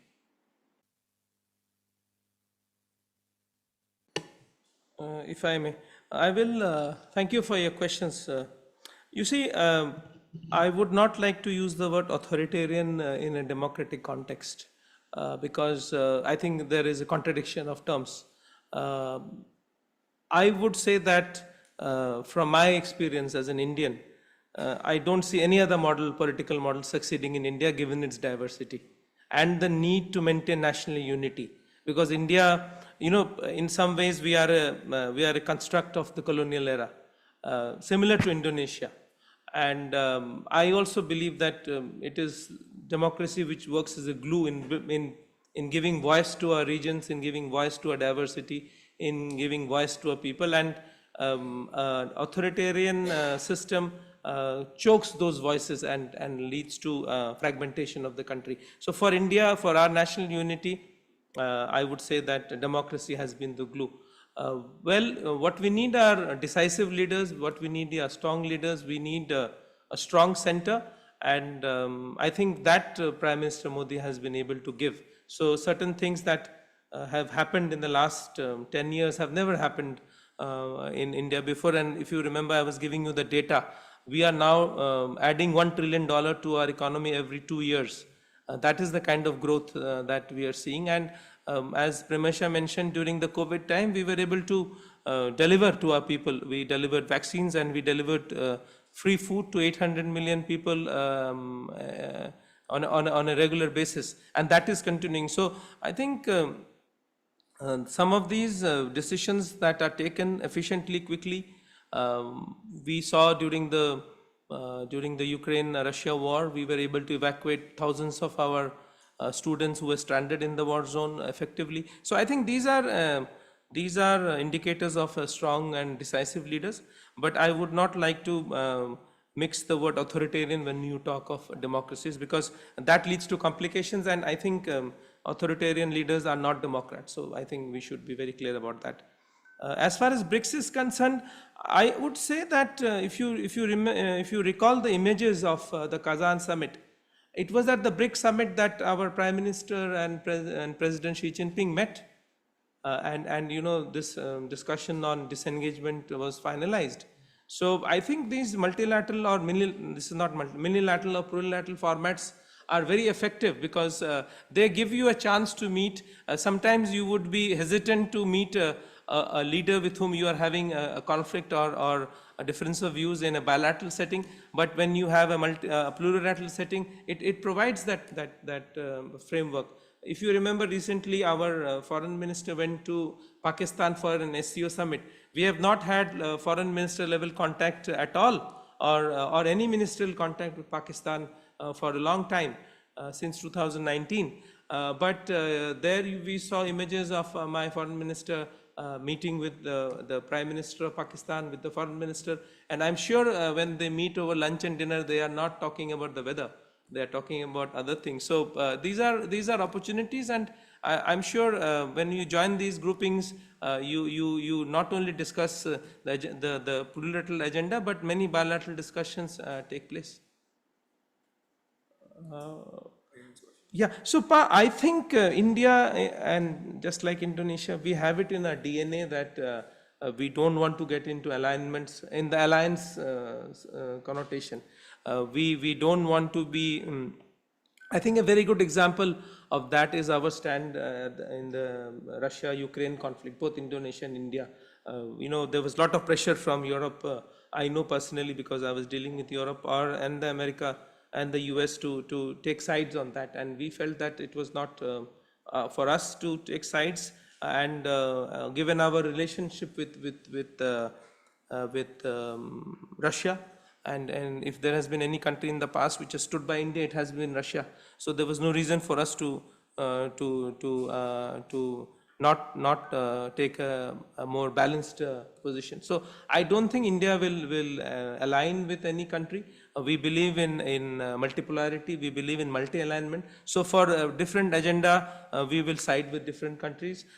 We have been trying to mend our relations with China. We have had some success, but when we felt that you know, our ties with China, our border problems with China were not getting resolved and had become violent, we took a stand which we stood by, and we also felt that Chinese goods were inundating our markets and not allowing our manufacturing base to grow, that you know, our industries were becoming defunct. So we refused to join RCEP, although there are many who believe that we should join RCEP, but we felt that RCEP would be a backdoor of entry of Chinese goods through Southeast Asia into Indian market. So we took a very principled stand on that. So wherever needed, I think we are trying to see our national interests. Where we bought oil from Russia. We are having a strong defense relationship with the United States. We have strong defense relationship with Europe. We have a strong strategic relationship with Japan and with Australia. And in Quad, I think India is very, very careful of noting and highlighting that Quad is not a military alliance, and the agenda of Quad is very much capacity building, training, vaccine, technology. And you will see that the initiatives that, if you see the joint statement issued at the Delaware Summit, you will see that the Quad agenda is entirely non-military, and we are trying to, we are offering scholarships for engineering students in ASEAN in the Indo-Pacific. So you will find very much a social, economic, and education agenda for the Quad. It is easy to think that since Australia, India, Japan, and the US are involved, and China is not there, it will be an anti-China forum or it will be a military forum. It is not. Thank you, Ambassador. Perhaps next, Premesha, you can answer the question on Quad and ASEAN as well. Yeah. And you mentioned something about how you'll also be talking about Trump. It will be also interesting whether the Quad will stay in this trajectory under Trump as well. Yeah, sure.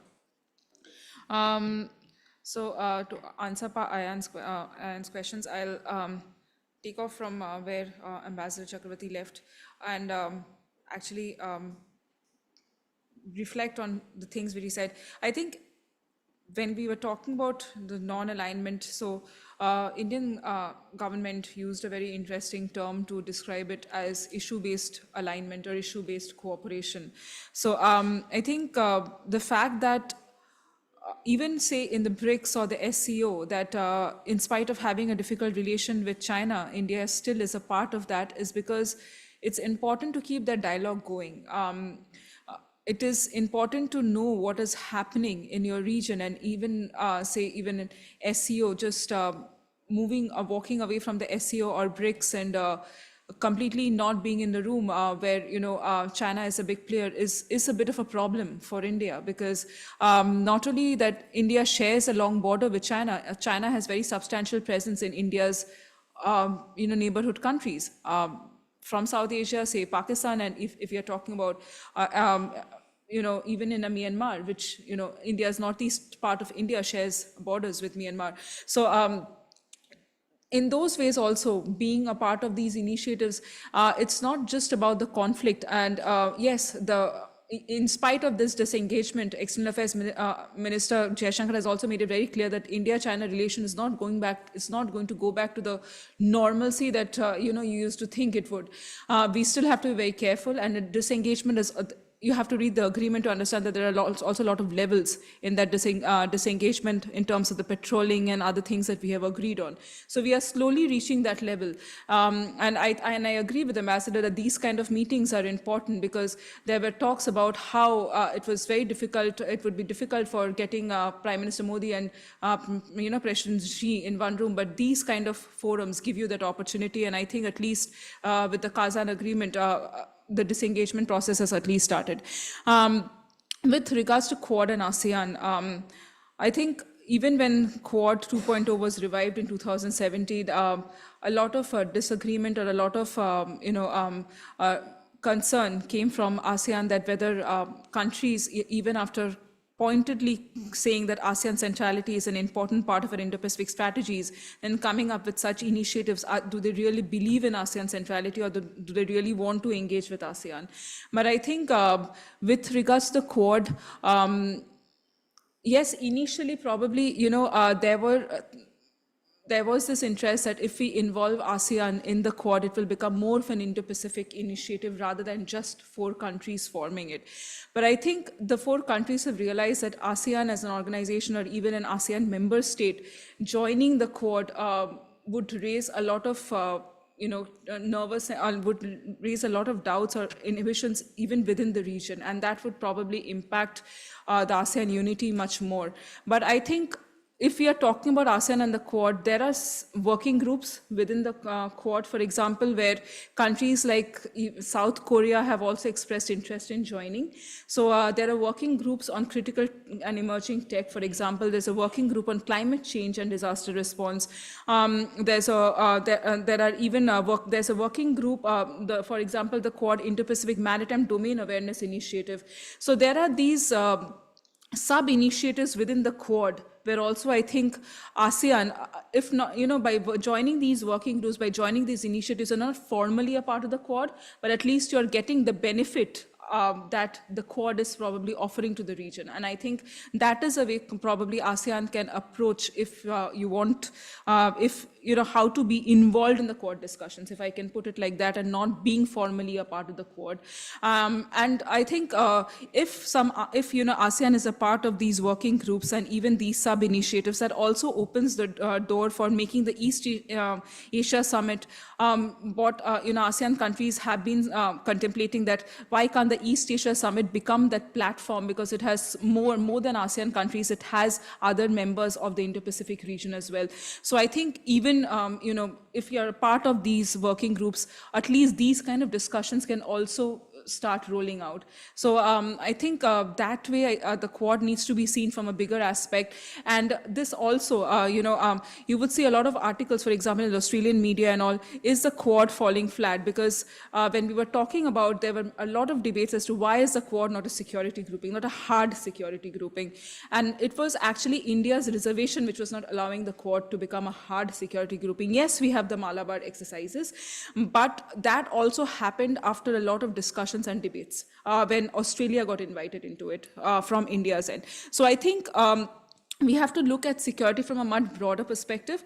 Quad is hitting at security more from a development cooperation perspective, not from a geostrategic, not from a hard security angle. So I think in that way also, not just from the Russia-Ukraine stand, it is also from not letting the Quad become that hard security grouping is also how India has maintained probably strategic autonomy, how you can say that India is still maintaining its multi-alignment.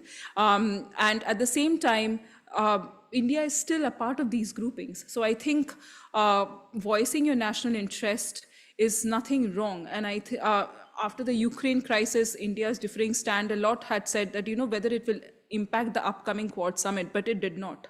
So I think that also goes on to show that, if the region or the sub-region is important, the other countries have to let you be a part of it. So I think we have to keep those doors open in a way. And that is how probably ASEAN can be a part of the Quad and also not be a part of the Quad in a way. So, yeah. Thank you, Premesha. And the Trump question. But I think with regards to the Quad, I think it's going to continue, because in 2017, when Quad 2.0 was elevated from the SOM level to the foreign ministers level, it happened during Trump presidency.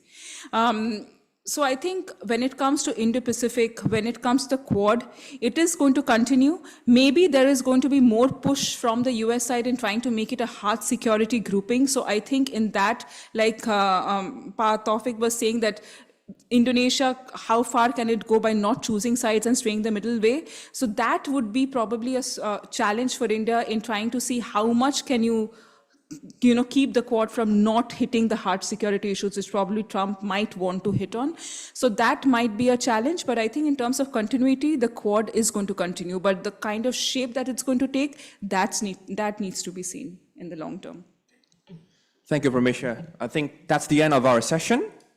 To conclude, I think these two countries are two pivotal countries in the Indo-Pacific. Both of them, I think, is going to be very interesting in the coming years ahead, whether their reactions and responses, where they're going to veer in terms of relations. And I do see under Prabowo, just from an outside perspective, I think Prabowo's playbook looks a bit more closer now to the India's type of narrative, in a way that he's emphasizing on multipolar world, a sense of, I guess, injustice or double standards in a lot of, I guess, multilateral forums. And we'll probably, because traditionally Indonesia's foreign policy, we tend to put a break and hesitations on certain alignments, but I think Prabowo looks a bit bolder in the sense, so it probably signals a bit of a breakaway from the more traditional Indonesia's foreign policy, from non-alignment, like strict non-alignment, to a bit more in multi-alignment. So it's probably it's going to be an interesting combination there, looking at Modi and Prabowo in the coming years ahead. So with that, I close the session. I go back to the MC to give an announcement for lunch. So thank you very much.